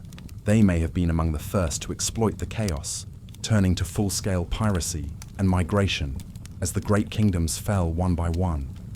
The reliefs at Medinet Habu list the Luca alongside other groups, the Shurdan, the Peliset, the Shekelish, in the coalition that attacked Egypt. It is tempting to see in these names the culmination of centuries of tension. The pirates of the Anatolian coast, once contained by treaties and tribute, now joining a broader movement that would challenge the last great empire of the age. Standing amid the remains of the Lycian coast today, with its rocky inlets and ancient harbors, it is not difficult to imagine swift wooden ships gliding silently across the water, crews of raiders readying for a strike. The mountains still seem to guard their secrets, as though the Luca are still watching from the heights. And so, the Luca remind us that the collapse of the Late Bronze Age was not merely an invasion from outside, but also a revolt from within. The forces that brought down the old order were as much local as they were foreign. The pirates of Anatolia may have been the first tremors of a larger earthquake, the opening chords of the Song of Collapse that would soon echo from Crete to Canaan. Their story, like so many of this age, ends in half-light. We do not know whether the Luca were destroyed, absorbed, or transformed by the new world that followed. What we do know is that their name endured, their reputation as sea raiders survived, and their shadow stretches across the centuries, linking the fall of the Hittites to the dawn of a new Mediterranean order. In the end, the Luca may have been less a single tribe and more a symbol, a reminder that in times of great change, those who live on the margins often become the shapers of destiny, and in their ships, vanishing into the horizon, we glimpse the restless heart of an age on the brink of transformation. Chapter 14. The destruction of Ashkelon and Canaanite cities along the shifting coastlines of the Levant, where the land meets the sea in a narrow band of fertile plain. Once stood cities of stone and trade, Ashkelon, Lachish, Megiddo. Their harbours welcomed ships heavy with copper, wine and grain. Their marketplaces bustled with merchants speaking many tongues. These were the jewels of Canaan, bound in uneasy alliances with Egypt, yet tied to the broader web of the late Bronze Age world. But beneath the earth of these cities lies another story. Charred layers of ash, toppled walls, broken pottery, and the abrupt silence of abandoned homes. Excavations reveal destruction horizons around the beginning of the 12th century BCE, moments when fire swept through the streets, when old ways ended and new ones began. Ashkelon's ruins speak of sudden violence. Archaeologists uncovered burned grain silos, collapsed mud brick houses and shattered defenses. In its destruction layer, Egyptian scarabs and imported Mycenaean-style pottery lie side by side with the debris of fire. Who brought the flames? Was it Egyptian retribution against rebellious vassals, or the arrival of a new people along the coast? The same sea peoples whose presence is carved on the walls of Medinet Habu. At Lachish, inland from the coast, the story repeats. The city gate was torn down, the palace fortress reduced to rubble, its commanding height left in ruins. Pottery sequences shift sharply after the destruction, signaling the arrival of new traditions. And at Megiddo, the fabled city of battles, archaeologists uncovered layers of devastation around the same horizon, with evidence of siege and collapse. The biblical texts, written centuries later, recall these lands as contested, places where Canaanites, Israelites, and Philistines clashed. But the archaeology is older, deeper, and less clear. Some scholars argue that the Sea Peoples, moving south after failed attempts to settle in Egypt, carved their footholds along the Canaanite coast. Others see Egyptian campaigns, pharaohs punishing rebellious cities, or withdrawing control in ways that left their vassals exposed. Still others suggest internal revolt, peasants rising against their overlords in the chaos of famine and drought. What is certain is that the destruction was not uniform. Some cities fell in fire, others endured. Trade networks fractured, yet new cultural forms emerged. In Ashkelon and its neighbours, the pottery of the following centuries bears Aegean influence. Bikrom styles, spiral motifs, foreign techniques of weaving and cooking. Diets changed too, with evidence of pork consumption increasing in coastal settlements identified as Philistine. These shifts suggest not only destruction, but resettlement, a transformation of identity in the ashes of old Canaan. The Egyptian records offer fragments of context. In the inscriptions of Ramses III, the defeated sea peoples are described as being settled in strongholds within Canaan. Could Ashkelon, after its burning, have been one such place of resettlement? Later texts call the Philistines masters of 5 cities: Ashdod, Gaza, Ekron, Gath, and Ashkelon. Perhaps here we see the first sparks of that coalition taking root. And yet, the silence of the ruins resists certainty. Were the walls toppled by foreign warriors or by local hands? Did fire consume them in conquest or in revolt? The archaeology tells of violence but not of motives. Each collapsed wall is an unanswered question. Each layer of ash a page without words.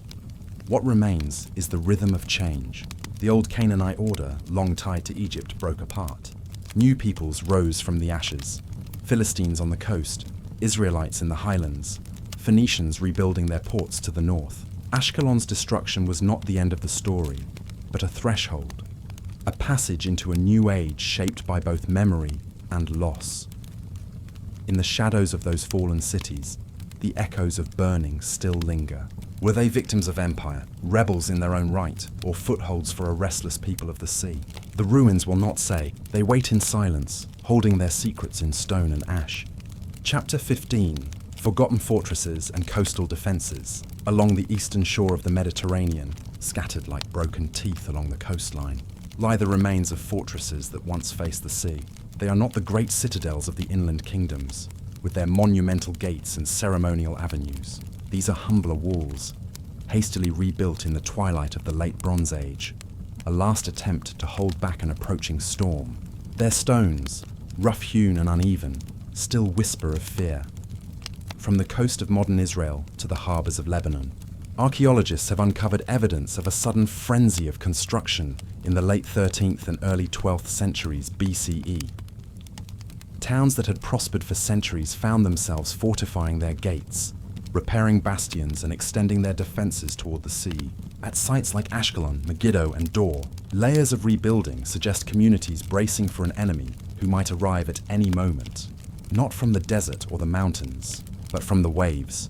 The story these ruins tell is not one of gradual decline, but of urgency. At Ashkelon, archaeologists discovered that a massive mud brick glacis was reinforced during this time, as though the city fathers feared that the existing walls would not hold. At Tel Dor, a port town with a commanding view of the Carmel coast, defences were strengthened with a thick new city wall, built in a style that suggests a rushed and pragmatic effort rather than a carefully planned architectural project. These coastal fortresses are more than stone. They are echoes of conversations that must have taken place among elders, kings, and councils. Traders would have brought news from Cyprus, warning of raids, of strange ships prowling the horizon. Letters from Egypt and Ugarit already spoke of enemies landing on foreign shores, of fire and ruin. Perhaps word of Ugarit's fall reached these towns, carried by refugees whose stories were filled with panic. And so, the Levant braced itself. The people of these towns must have looked to the sea, not with wonder, but with dread. The Mediterranean, once a highway of commerce, had become the avenue of the unknown. Each new wall was both a prayer and a wager, that stone and timber might hold back the tide. Yet, the archaeological record suggests that many of these fortifications were in vain. In some towns, the very walls, meant to save them, were later found, collapsed and blackened by fire.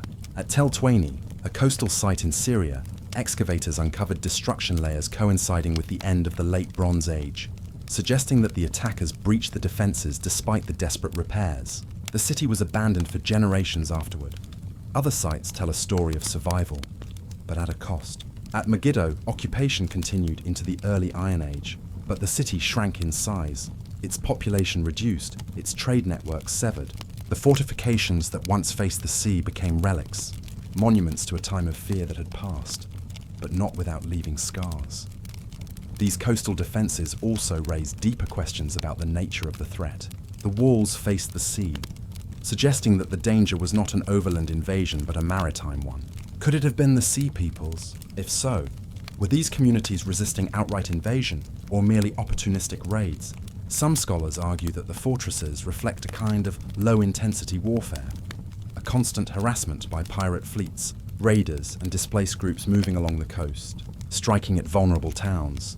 The architecture itself preserves hints of improvisation. In some cases, stones from older buildings were reused in the hurried construction of new defenses. In others, walls were thickened on the inner side, a sign that townspeople feared battering or siege. It is as though every available resource was marshaled in a final act of defiance. There is also evidence that some communities attempted to negotiate with the threat rather than resist it. Egyptian records tell us of towns that turned traitor, joining the invaders rather than fighting them. It is not hard to imagine that along this same coastline, some gates were opened rather than closed, that some walls were allowed to fall, not from war but from diplomacy struck in the dark of night. Standing among these ruins today, it is possible to feel both the desperation and the courage of those who built them. These were not great empires. They were fishermen, merchants, and farmers, clinging to the thin strip of land between sea and desert. The stones they raised still lie in place, though the people who stacked them are gone. What remains is the sense that the Levantine coast was not simply a victim of the collapse, but a front line. The forgotten fortresses mark the boundary between the known world and the storm that swept in from beyond. Each wall is a fragment of a story half told, a testament to a moment when humanity tried to hold the line against history itself. And yet, these stones cannot tell us whether those who built them survived the night. The sea beyond them remains unchanged, calm, blue, indifferent. The waves that once carried the raiders still break upon the shore. The walls stand silent, and the question lingers. Did they fall in vain, or did they buy enough time for a few to escape and carry memory into the next age? Chapter 16. Iron Weapons and a Changing World in. The twilight of the Bronze Age, as palaces burned and kingdoms crumbled, a new material began to glimmer in the forges of ancient smiths. Iron, darker, harder, and ultimately more enduring than bronze, slowly emerged from obscurity. For centuries it had been rare, a curiosity found in small ornaments or sacred blades, sometimes fashioned from meteorite iron, gifts from the heavens themselves. But around 1200 BCE, as the old order collapsed, iron stepped from the margins of ritual into the heart of warfare. The Bronze Age had been built on metal. Bronze, a fusion of copper and tin, armed charioteers and supplied farmers with durable tools.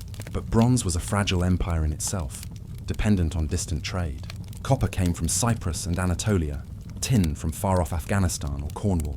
When networks of exchange fractured, when ships ceased to sail or were lost to raiders, the bronze industry faltered. Without tin, no empire could sustain its armies. Iron, however, was everywhere. Buried in the earth across Anatolia, the Levant and Greece, it did not demand long voyages or fragile alliances.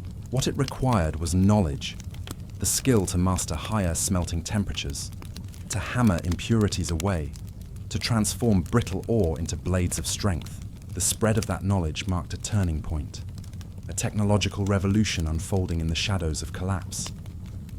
Did the Sea Peoples themselves wield iron? The Egyptian inscriptions that describe their invasions do not tell us what metals gleamed in their weapons. Reliefs at Medinet Habu show long swords, spears, and round shields, but stone cannot tell the difference between bronze and iron. Some scholars suggest that these migrants, hailing from many coasts, may have carried iron blades, giving them a deadly advantage against bronze-armed defenders. Others argue that iron was still too rare, too inconsistent in quality to have been decisive. Archaeology offers fragments of the answer. At sites in Anatolia and the Levant, iron objects begin to appear in greater numbers during the 12th century BCE. At first, they are small, pins, daggers, tools, but soon larger weapons emerge. By the 11th century, iron swords were common, their edges capable of cutting through bronze armor. The transition was uneven, a patchwork of innovation. In some places, bronze remained dominant for generations. In others, iron quickly replaced it. The Hittites, before their fall, were said to have guarded the secrets of iron closely. Some later traditions claim they held near monopoly over its production, using it for prestige gifts to foreign rulers. But as their empire dissolved, knowledge dispersed. Smiths carried it with them, perhaps as refugees, perhaps as captives, spreading techniques to new lands. The collapse that silenced kings may have freed technology to move faster than ever before. Iron did more than change weapons. It reshaped the very rhythm of war. Chariot warfare, the pinnacle of Bronze Age battle, relied on elite warriors with expensive gear. Bronze fittings, horse teams, and trained retainers. But iron swords and spearheads were cheaper to produce once the methods were known. Armies could now be equipped more broadly. Warfare began to shift from aristocratic charioteers to masses of infantry, armed with iron blades and javelins. The battlefield was democratized, and with it, power itself. In the Levant, this transformation left its mark on memory. Biblical texts describe the Philistines as masters of iron, controlling smiths and preventing their rivals from forging weapons. Whether legend or fact, the story reflects a recognition that mastery of this new metal conferred dominance. Control of iron was control of the future, yet iron's rise was not inevitable. The earliest iron blades were often inferior to bronze, brittle and quick to dull. Only through generations of trial and error did smiths learn to temper, to carburize, to coax resilience from the reluctant metal. The shift was as much cultural as technological, a willingness to embrace a material less beautiful than bronze, but ultimately more practical. In its plainness, iron carried a different kind of power, an endurance bronze could not match. The Sea Peoples may not have been the sole bearers of iron, but they were catalysts of change. In their migrations, they disrupted old economies, tore down palaces, and forced kingdoms to adapt. In that upheaval, iron found its opening. It was not a sudden conquest of one metal over another, but a slow revolution, accelerated by the fires of collapse, in the ruins of Ashkelon, in the abandoned halls of Hattusa, in the broken palaces of Mycenae. Bronze lies blackened and corroded, the relic of a vanished age. But from the ashes, iron emerged, a symbol of resilience, of continuity, of survival. It armed the soldiers of the new empires, Assyrians, Israelites, Philistines, and later the Persians and Greeks, each carrying forward the legacy of a metal once deemed secondary. And so the question endures: did the Sea Peoples wield superior iron weapons, their blades cutting down a world unprepared for them? Or did they merely hasten a transition already waiting in the forge, a change born not of conquest, but of necessity? The silence of archaeology does not answer.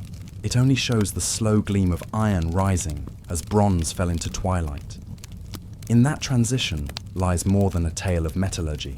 It is the story of a world remade, where empires fell, but knowledge endured, reshaping not only weapons, but the very structure of societies that followed. Chapter 17.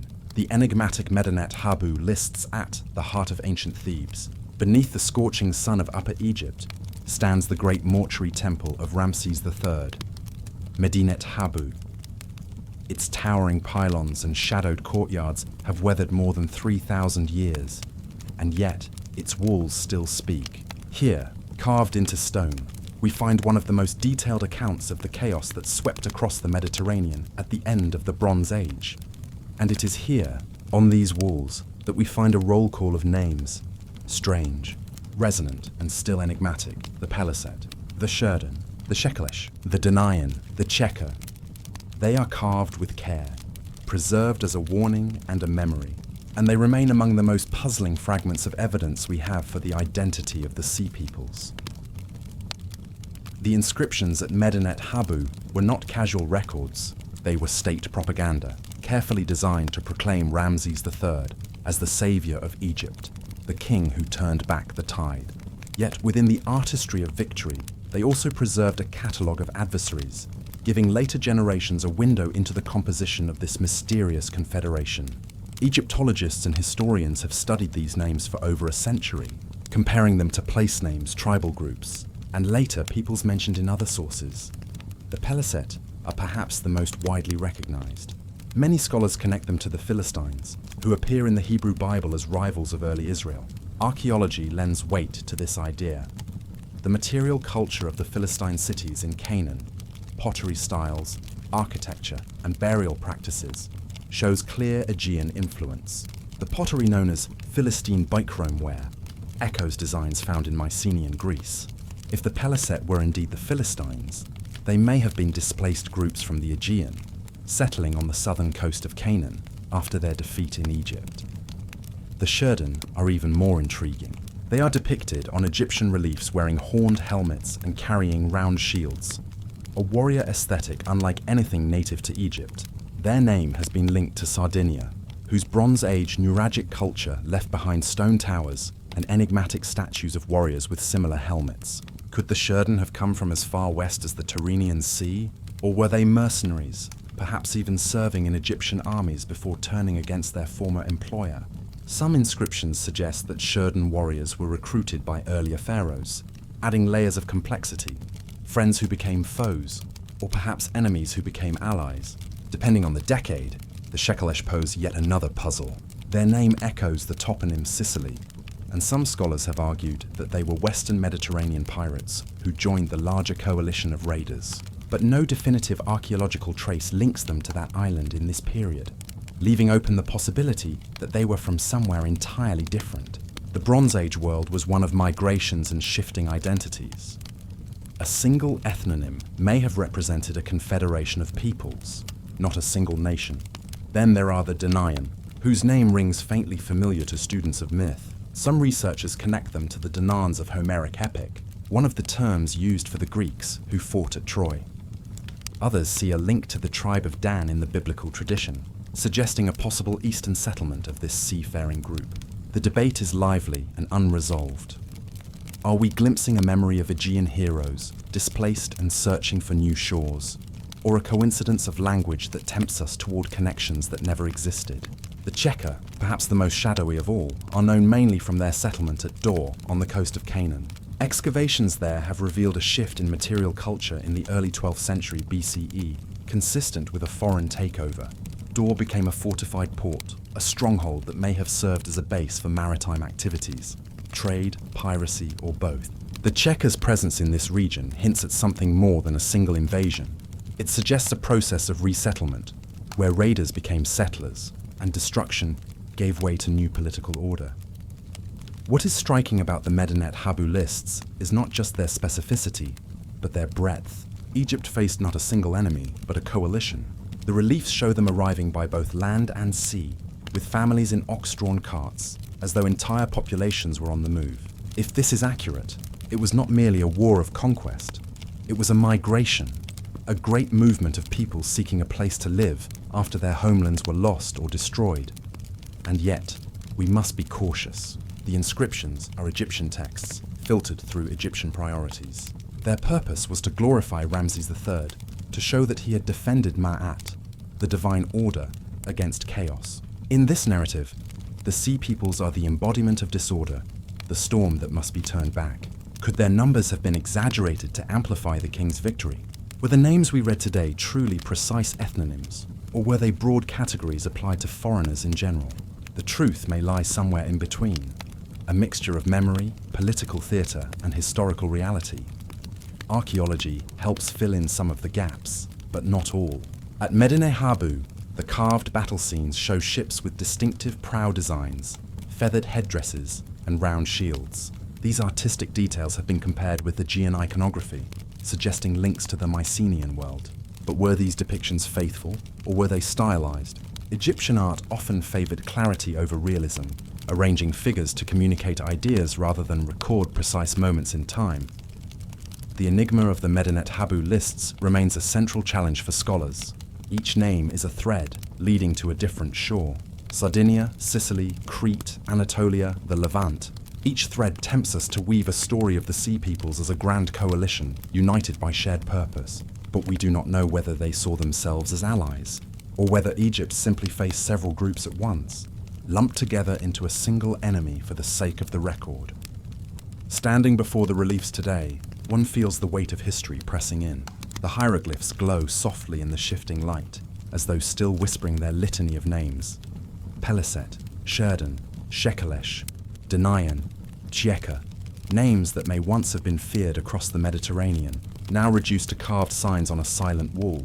We cannot yet know exactly who they were. We can only trace the clues they left behind, in pottery fragments, in burned cities, in half-remembered myths. And as we follow these clues, we find ourselves walking the edge between history and legend, between the known and the unknowable. Somewhere beyond these walls, their ships once sailed, their voices once shouted in victory or in despair. The Medinet Habu lists preserve their memory, but not their story. That story remains just beyond our reach, waiting in the dark waters of the past. Chapter 18. Collapse of Trade. Networks.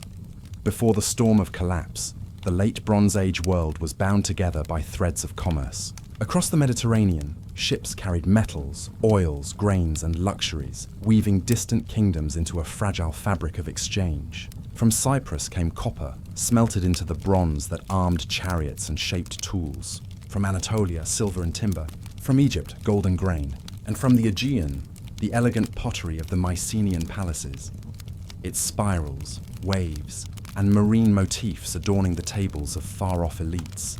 This network was not merely economic, it was the bloodstream of empires. Palaces from Ugarit to Mycenae held storerooms stocked with imported amphorae.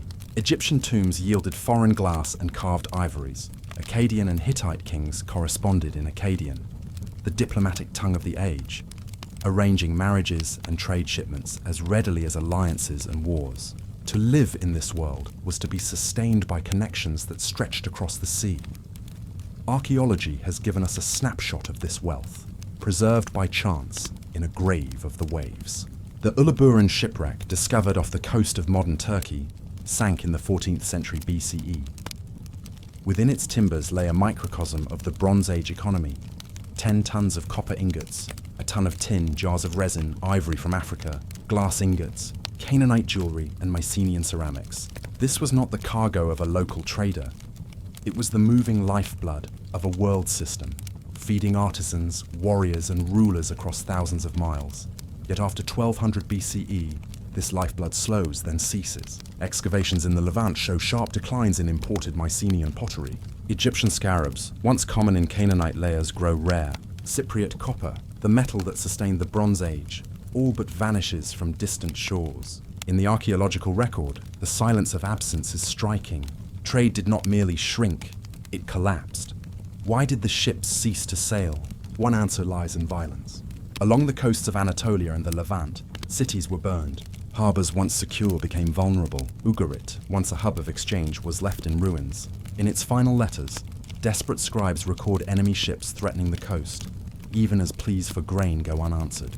If the sea peoples roamed these waters, raiding ports and intercepting merchants, then the seaways themselves became perilous. No trade network can endure when its arteries are under constant attack. But violence alone cannot explain the scale of unraveling. Famine and drought weakened kingdoms from within, reducing demand for luxury goods. Palaces that once consumed imported pottery and exotic oils no longer stood. Without elite patrons, the exchange of fine goods faltered. The collapse of centralized administrations meant that even if goods arrived, there were fewer systems in place to distribute and tax them. Trade was not only about ships. It depended on stable courts, on scribes to record, and officials to store. When the palaces burned, the economy of exchange followed. Shipwrecks from the later period confirm the decline. The Cape Gelidonia wreck, dating to the 13th century BCE, carried far smaller cargoes than Uluburun. Its bronze tools and modest cargo speak not of grand palatial trade, but of itinerant merchants scraping a living amid turbulence. It is as though the sea, once crowded with great vessels carrying the treasures of kings, was left to smaller players, surviving in the gaps of a vanished system. The effects were profound. Without bronze, armies lost their edge. Without trade, palatial economies disintegrated. In Cyprus, copper smelting slowed. In Mycenaean Greece, palaces fell into ruin, and their finely painted pottery disappeared, replaced by simpler local wares. Egypt, though resilient, also turned inward, its inscriptions lamenting famine and foreign threat. And yet, within the ashes, new patterns slowly emerged. Local economies replaced international trade.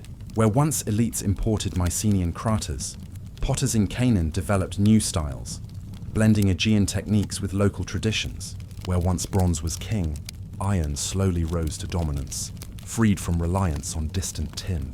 Out of collapse came reinvention, simpler, smaller, but more resilient.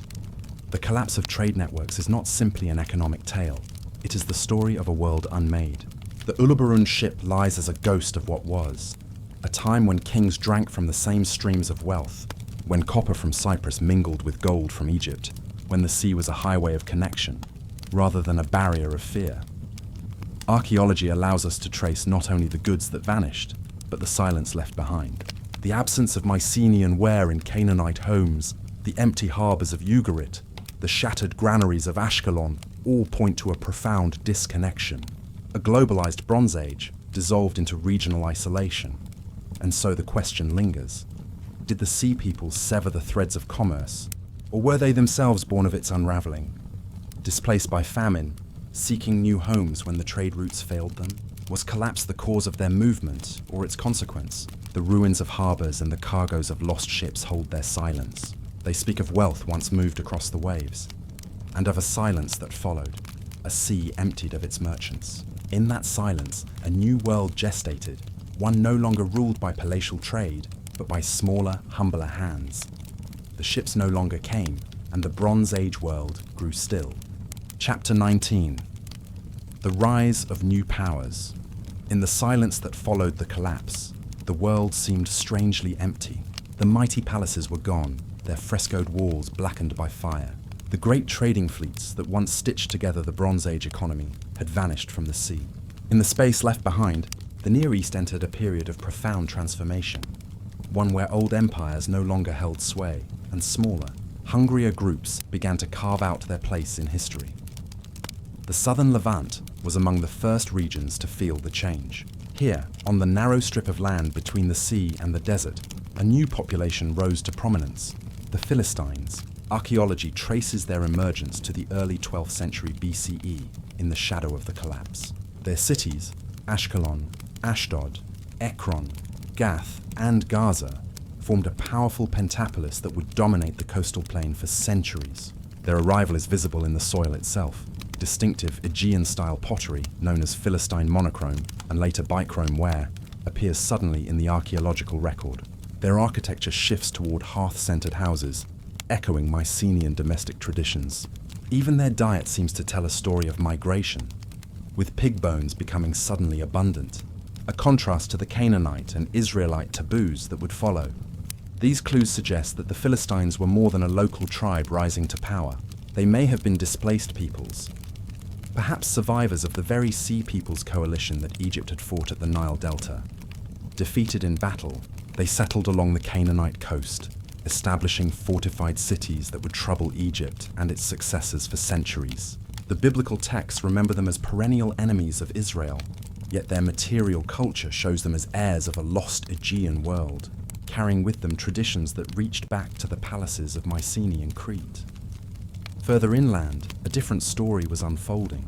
The highlands of Canaan, once sparsely populated, began to see a surge of small villages, terraced farms, and modest sanctuaries. Archaeologists mark this as the emergence of early Israelite culture. These highland settlements lacked monumental architecture, but show a distinctive social organization.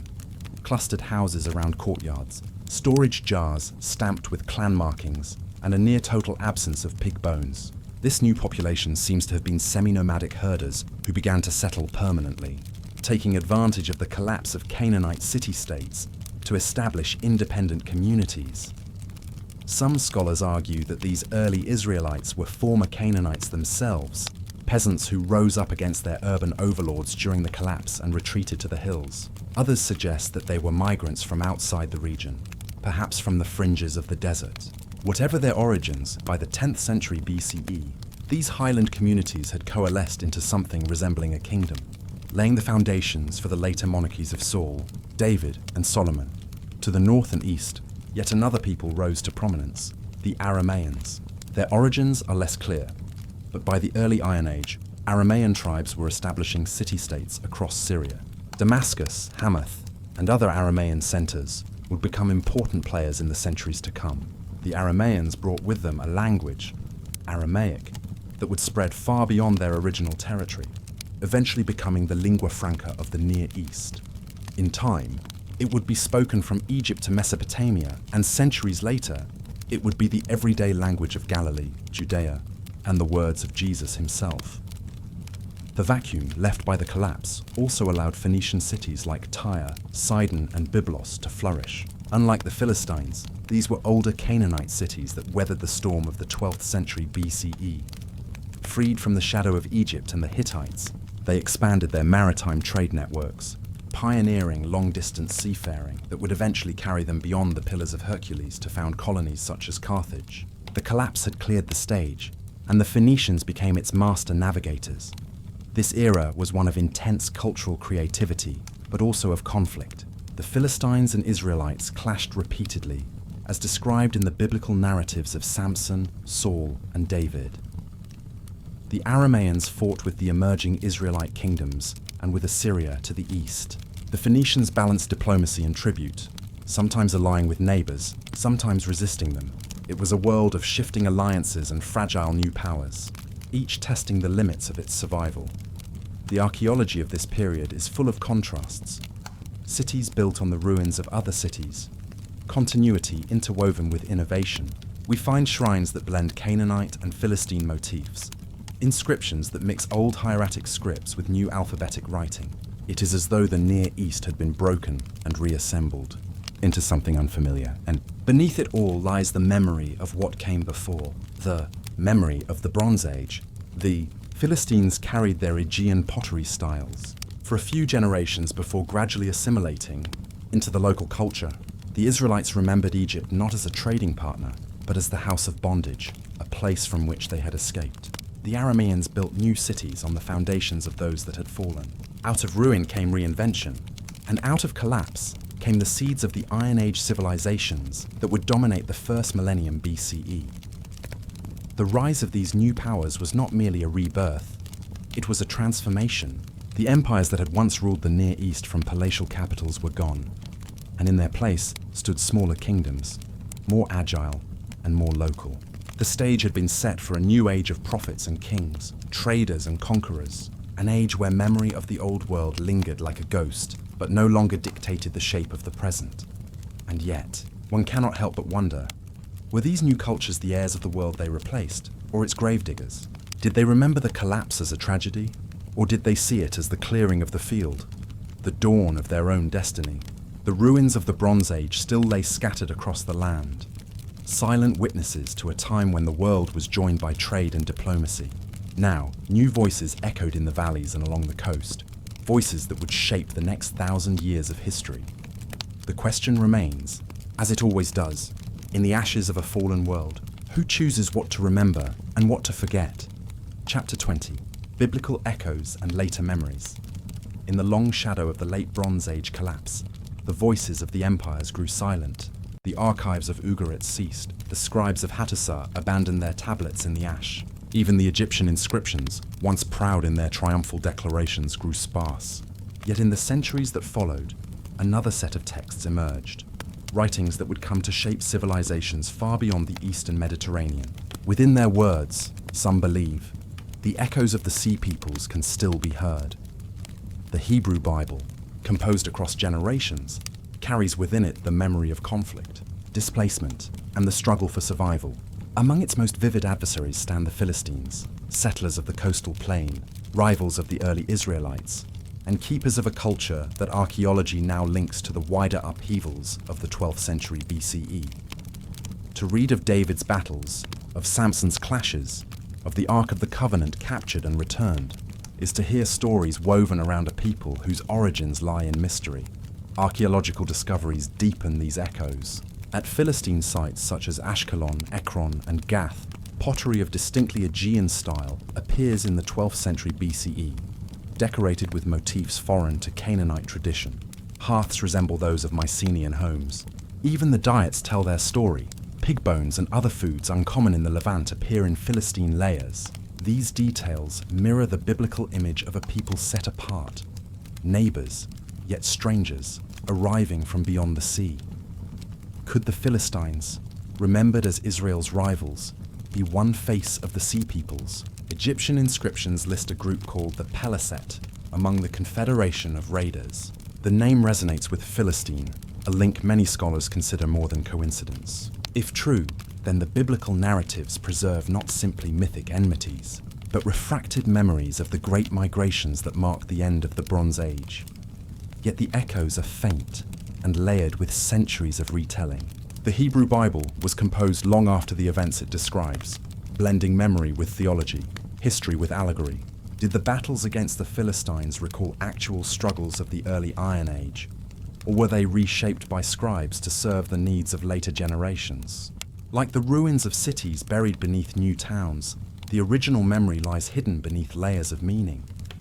Other biblical passages whisper of upheavals at the sea's edge. Prophets speak of peoples from distant coastlands, of ships that bring destruction, of migrations that unsettle the land.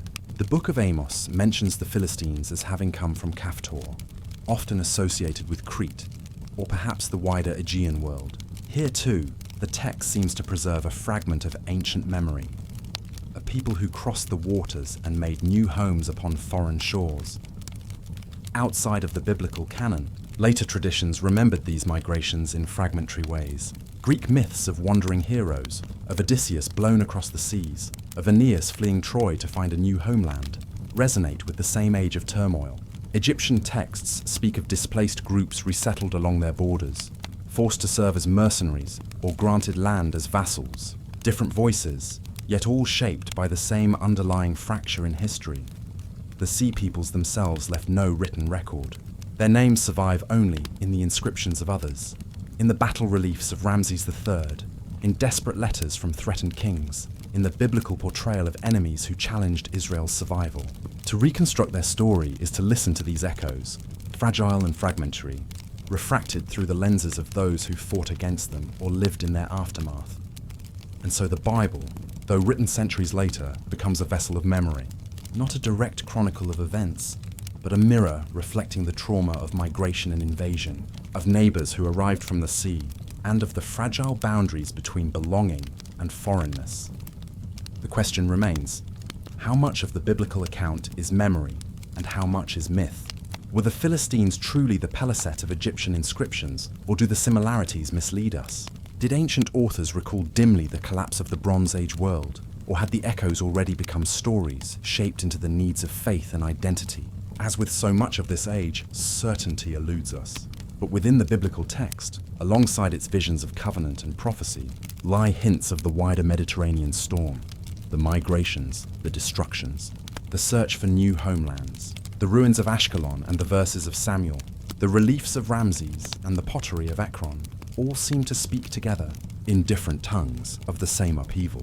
It is as though memory itself, scattered like pottery shards across time, still whispers of that vanished age. And so the Bible stands not only as scripture, but as a repository of echoes, one of the last voices through which we may glimpse the shadow of the Sea Peoples, and the world they helped to transform. The silence of their own words remains. What we have are the reflections of others, refracted into myth, prophecy, and memory. The true story lies beyond reach, but its resonance still lingers, carried in scripture, in shards, and in the faint murmur of the past. Chapter 21. Suppressed Theories and Alternative Timelines. The ruins of the Late Bronze Age still whisper of a world that ended too suddenly, too violently, to be easily explained. For more than a century, scholars have debated what truly caused this age of palaces and kings to collapse. Yet outside the walls of academia, a different conversation has always existed. One that asks if the Sea Peoples were not merely refugees, pirates, or displaced tribes, but something far older, far stranger. Alternative historians have long argued that the Sea Peoples could have been the last remnants of a forgotten maritime civilization, a power so ancient that its name was erased from history. The most famous of these suggestions comes from the Greek philosopher Plato, who, writing in the 4th century BCE, told the story of Atlantis, an island empire that fought a war against early Athens before sinking beneath the sea in a single day and night of misfortune. To mainstream scholars, Atlantis is a philosophical allegory, but some researchers have pointed to the timing, placing the destruction of Atlantis at roughly 9,000 years before Plato, and suggested that it may preserve a distant cultural memory of a great maritime, power lost in prehistory, could. The Sea Peoples have been the last heirs of such a world. The idea is tantalizing. Their arrival in the Eastern Mediterranean is marked by an unprecedented level of coordination. Egyptian inscriptions depict not mere raiding parties, but whole families traveling in ox-drawn carts, fleets of ships working in unison, and warriors in standardized equipment. To some, this suggests a confederation too organized to be simple bands of refugees. Writers such as Immanuel Velikovsky proposed radical revisions of ancient chronology, suggesting that the Sea Peoples were not disparate groups, but survivors of a cosmic catastrophe that had displaced entire populations, shattering the order of the Bronze Age. Others have drawn connections between the Sea Peoples and northern myths. The Hyperboreans, a legendary people described by Greek writers as dwelling beyond the north wind. In these accounts, Hyperborea was a land of great seafarers, blessed with gentle climate and eternal spring, whose people eventually disappeared from the world. Could Hyperborea have been a memory of a northern maritime culture, one that sent forth its last exiles to the warm waters of the Mediterranean? Even more controversial are attempts to link the Sea Peoples to far-ranging migrations that might have reached as far as the Atlantic coasts of Europe. Some have noted similarities between the round-shield warriors on Egyptian reliefs and figures found on Bronze Age stelae in Iberia or rock carvings in Scandinavia. Were these similarities coincidental, or are they hints that the Sea People's story was part of a much wider movement, a sweeping wave of migration from the edges of the known world? These theories often meet with skepticism in academic circles. Archaeologists point out that there is little concrete evidence for a lost super-civilization, and that the material culture of the Sea Peoples can be explained through known regions: the Aegean, Anatolia, and the central Mediterranean. The pottery, weapons, and ship designs they brought with them have parallels in Mycenaean Greece, Cyprus, and western Anatolia, suggesting that they were not an unknown power, but a coalition of displaced groups whose homes had already been devastated by war, famine, or earthquake. And yet there are still puzzles. The speed and scale of the collapse seem disproportionate to the forces we can clearly identify. Entire systems of trade, connecting tin mines in Afghanistan, copper in Cyprus, gold from Nubia, and luxury goods from as far as the Indus Valley, vanished within a generation. Could such a network have fallen apart solely due to local rebellions and drought? Or was there some larger, hidden cause? A climatic catastrophe, a seismic event, or a geopolitical upheaval beyond our records? The idea of suppression has also played a role in the imagination of alternative historians. Some argue that mainstream scholarship resists radical rethinking of the past because it would destabilize long-accepted chronologies. Others point to the fragmentary nature of the evidence. How much of what we know about the Sea Peoples comes from a single source, Egypt, a civilization famous for its propaganda? Could the inscriptions of Ramses III and his predecessors be framing the Sea Peoples not as migrants, but as villains, because it served a political purpose? This tension between orthodox and alternative views fuels much of the fascination with the Sea Peoples. On one side is the careful accumulation of evidence, pottery typologies, settlement layers, radiocarbon dates. On the other side is the tantalizing sense that something more is hidden, that we are only seeing a fragment of a much larger picture. It is in this space between evidence and speculation that the mythic dimension of the Sea Peoples lives, neither entirely dismissed nor entirely proven. Standing before the walls of Medinet Habu, One can almost feel the weight of what is missing. The names carved there, Peliset, Sherden, Shekelesh, are like the tips of icebergs floating above a dark sea of lost context. Perhaps the sea peoples were simply the consequence of a world unraveling, ordinary people swept up in an age of chaos. Or perhaps they were the last captains of a forgotten fleet, carrying with them the memory of a drowned homeland, their story collapsing into silence as the new Iron Age dawned. Theories will continue to multiply, from sober reconstructions to bold reimaginings. Each one is an attempt to give shape to the shadows that still cling to this period.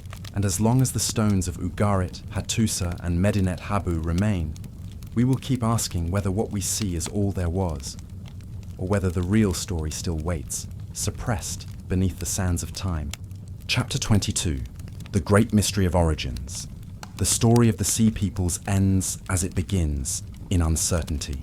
For more than a century, scholars, archaeologists, and historians have sifted through the fragments, stone inscriptions, broken pottery, buried fortresses, and biblical verses, seeking a single homeland, a place of origin that would unlock the riddle. Yet no such homeland has ever been found. Instead, the Sea Peoples remain a mosaic, a name given to a coalition whose unity may have been fleeting, born not of shared blood, but of shared desperation.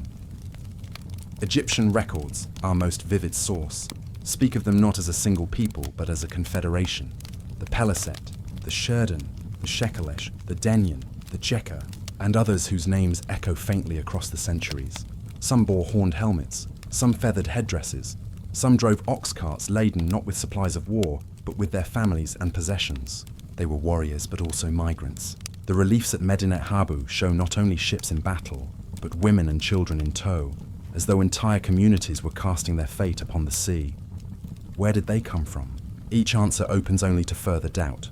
The Sherden, with their helmets and round shields, have drawn comparisons to the warriors of Sardinia, whose nuragic towers still stand like silent witnesses over the island landscape.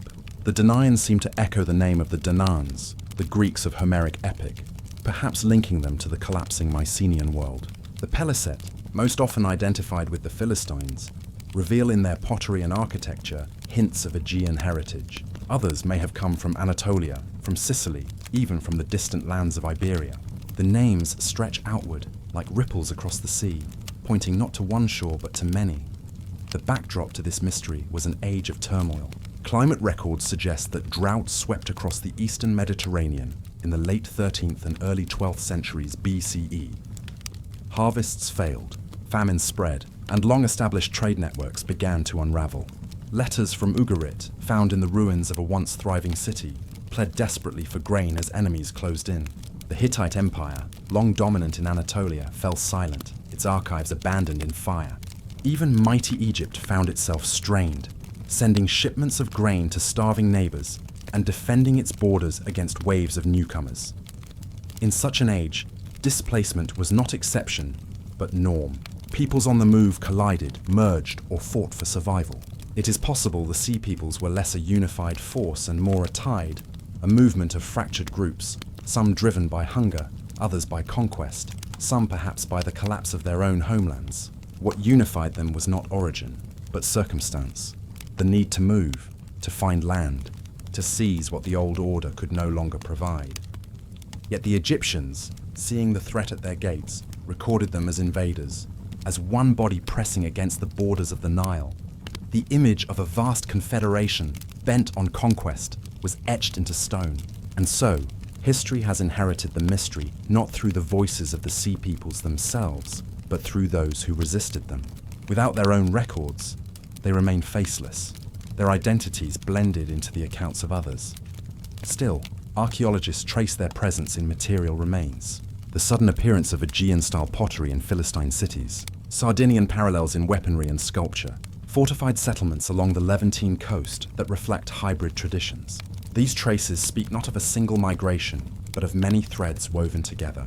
Each group may have brought its own traditions, its own gods, its own language, later blending into the landscapes where they settled. Were they mercenaries, once hired by Egypt and the Hittites, who later turned against their masters when wages ceased? Were they refugees, fleeing homelands consumed by famine, earthquakes, or political collapse? Or were they opportunistic raiders, sensing weakness in the old empires and moving to carve out territories of their own? Perhaps they were all of these things at once, shifting in role depending on where they landed and how they were received. The greatest mystery lies not only in their origins, but in their legacy. In the Levant, the Philistines would endure for centuries, woven into biblical memory as Israel's great rivals. In Sardinia, the Nuragic towers may still hold echoes of Shurden ancestry. Across the Mediterranean, faint resonances of their presence appear. Though never with clarity, they reshaped the coast they touched, but they themselves dissolved into the fabric of later peoples, leaving only fragments. Modern scholarship remains divided. Some emphasize the Aegean connections, pointing to the collapse of Mycenaean palaces and the wandering of displaced Greeks. Others look westward to Sardinia, Sicily, and beyond, where parallels in material culture suggest distant homelands. Still others focus on the wider picture: climate change, famine, rebellion, seeing the sea peoples not as outsiders invading, but as insiders already within the Mediterranean system, forced into movement by crisis. The truth may never be found in a single place, for the sea peoples were not a singular nation, but the embodiment of a turning age. They were the human face of collapse, fragments of fallen empires, broken trade routes, and failed harvests, moving together into the vacuum left by the world's unraveling. Their origins are not confined to one land, but spread across the breadth of the Mediterranean, as diverse as the storms that drove them. And so, the mystery remains. Each discovery, an inscription, a scarab, a shard of pottery, illuminates a fragment, yet the whole picture resists our grasp. The sea peoples stand as a reminder that history is not always the tale of singular nations rising and falling, but of shifting tides, of peoples converging and dispersing, of migrations that defy borders. Perhaps this is why they endure as an enigma, for in the absence of certainty, they become a mirror of our own search for origins, a reminder that identity is often born of movement, of collision, of survival against the odds. The sea peoples were not from one place. They were from many, and it is in that multiplicity that their mystery and their power resides. The stones of Medinet Habu still bear their names, but their true story lies scattered, dissolved into the silence of forgotten shores. To seek their homeland is to wander the entire Mediterranean, across islands, peninsulas, and coasts, where the traces of their passing remain faint. The answers recede with every step, leaving only questions. And so the sea peoples remain what they have always been, migrants of history, shrouded in mystery, remembered in fragments, never fully revealed. Their origins are a riddle that binds together the fall of empires and the birth of a new world, a puzzle that continues to whisper across the ruins of time. Chapter 23, Lessons of the Collapse. The ruins of the Late Bronze Age are more than just archaeological sites. They are mirrors, reflecting back to us a story that feels hauntingly familiar. The story of civilizations that believed themselves secure, yet were undone by forces beyond their control. The fall of Ugarit, Hattusa, Mycenae, and countless other cities was not a single event, but a slow unraveling that gathered momentum until it consumed an entire world.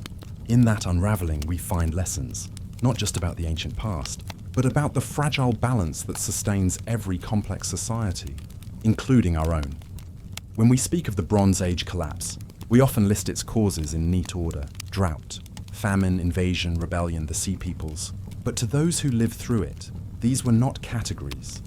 They were overlapping realities, a tangle of disasters that struck one after another.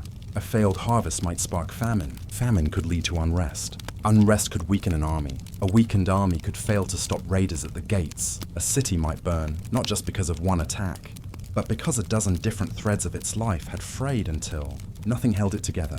Archaeologists, studying climate data, have uncovered evidence of a prolonged drought that struck the eastern Mediterranean between 1200 and 1100 BCE. Tree rings, lake sediments, and pollen cores suggest that rains failed for decades. Farmers could no longer rely on the rhythms of the seasons. Grain yields plummeted. In texts from Ugarit, we read desperate letters pleading for grain shipments from Cyprus. The king of Hatti writes of hunger stalking his land. Even mighty Egypt was not spared. Inscriptions from the reign of Merneptah record that no grain is in our storehouses. Hunger was the first great enemy, and hunger does not respect borders. The collapse reminds us that even the most dazzling palace economy is rooted in the simplest of needs: food, water, security. The kings of the Late Bronze Age built vast systems of trade and tribute to supply their courts with luxury goods. Copper from Cyprus, tin from Afghanistan, ivory from Nubia. But when the grain ran out, these networks became brittle. Ships could not sail if their crews were starving. Tribute could not be collected from lands too weak to feed themselves. And so, the people moved. One of the most enduring images of the sea peoples on the walls of Medinet Habu is not of warriors, but of families. Women, children, and ox-drawn carts travelling beside the ships. It is a portrait of mass displacement, of populations on the move in search of survival. These migrations were not unique to this age. They have marked every turning point in history, from the fall of Rome to the upheavals of the modern era. When systems break down, people move. And in moving, they change the map forever. The story of the collapse is also a story of how quickly power can fade. The Hittite Empire had ruled Anatolia for centuries, commanding armies, building monumental cities, signing treaties with Egypt. Then, within a generation, it was gone. Its capital at Hattusa lay abandoned, its archives buried beneath ash. For centuries afterward, its very name was forgotten, until archaeologists rediscovered it in the 20th century. Power, the collapse teaches us, is not eternal. It can be unmade almost as swiftly as it is made. And yet, destruction is not the end. In the ashes of the Bronze Age, new cultures arose. The Philistines settled the coasts of Canaan, bringing with them new pottery styles, new forms of governance, new gods. The early Israelites emerged in the highlands, building small villages that would one day become the heart of a kingdom. The Aramaeans spread across Syria, their language eventually becoming the lingua franca of the Near East. Out of collapse came renewal, but a different kind of world, one shaped by smaller polities, less centralized power, and new ideas. This too is a lesson. Collapse does not mean that life ceases. It means that life changes, often in ways that those living through it cannot predict. For the kings who saw their cities burn, it may have seemed that the world was ending, but for the generations that came after, it was the beginning of something new. Perhaps the most sobering lesson of all is that complexity itself can be a weakness. The Late Bronze Age was an interconnected world, an early form of globalization. Its palaces depended on long-distance trade, diplomatic alliances, and fragile networks of supply. This very interconnectedness made the system prosperous, and also made it vulnerable. When one part of the web snapped, the shock rippled outward, toppling kingdoms far from the original crisis. We too live in an interconnected world. Our economies rely on global trade. Our cities rely on distant power grids, water systems, and supply chains. In this, the Bronze Age speaks to us directly. Complexity can hide fragility. A single disruption, a climate event, a political conflict, a resource shortage, can set off a cascade of consequences that no one foresaw. And yet, there is also a quieter message in the stones of the ruined cities: resilience. Some communities endured, some adapted, some changed their way of life and survived into the new age. The collapse was not total, it was a transformation. The sea peoples themselves, once feared as destroyers, became part of the cultural fabric of the Iron Age. Their descendants lived, traded, and worshipped in the same lands their ancestors once raided.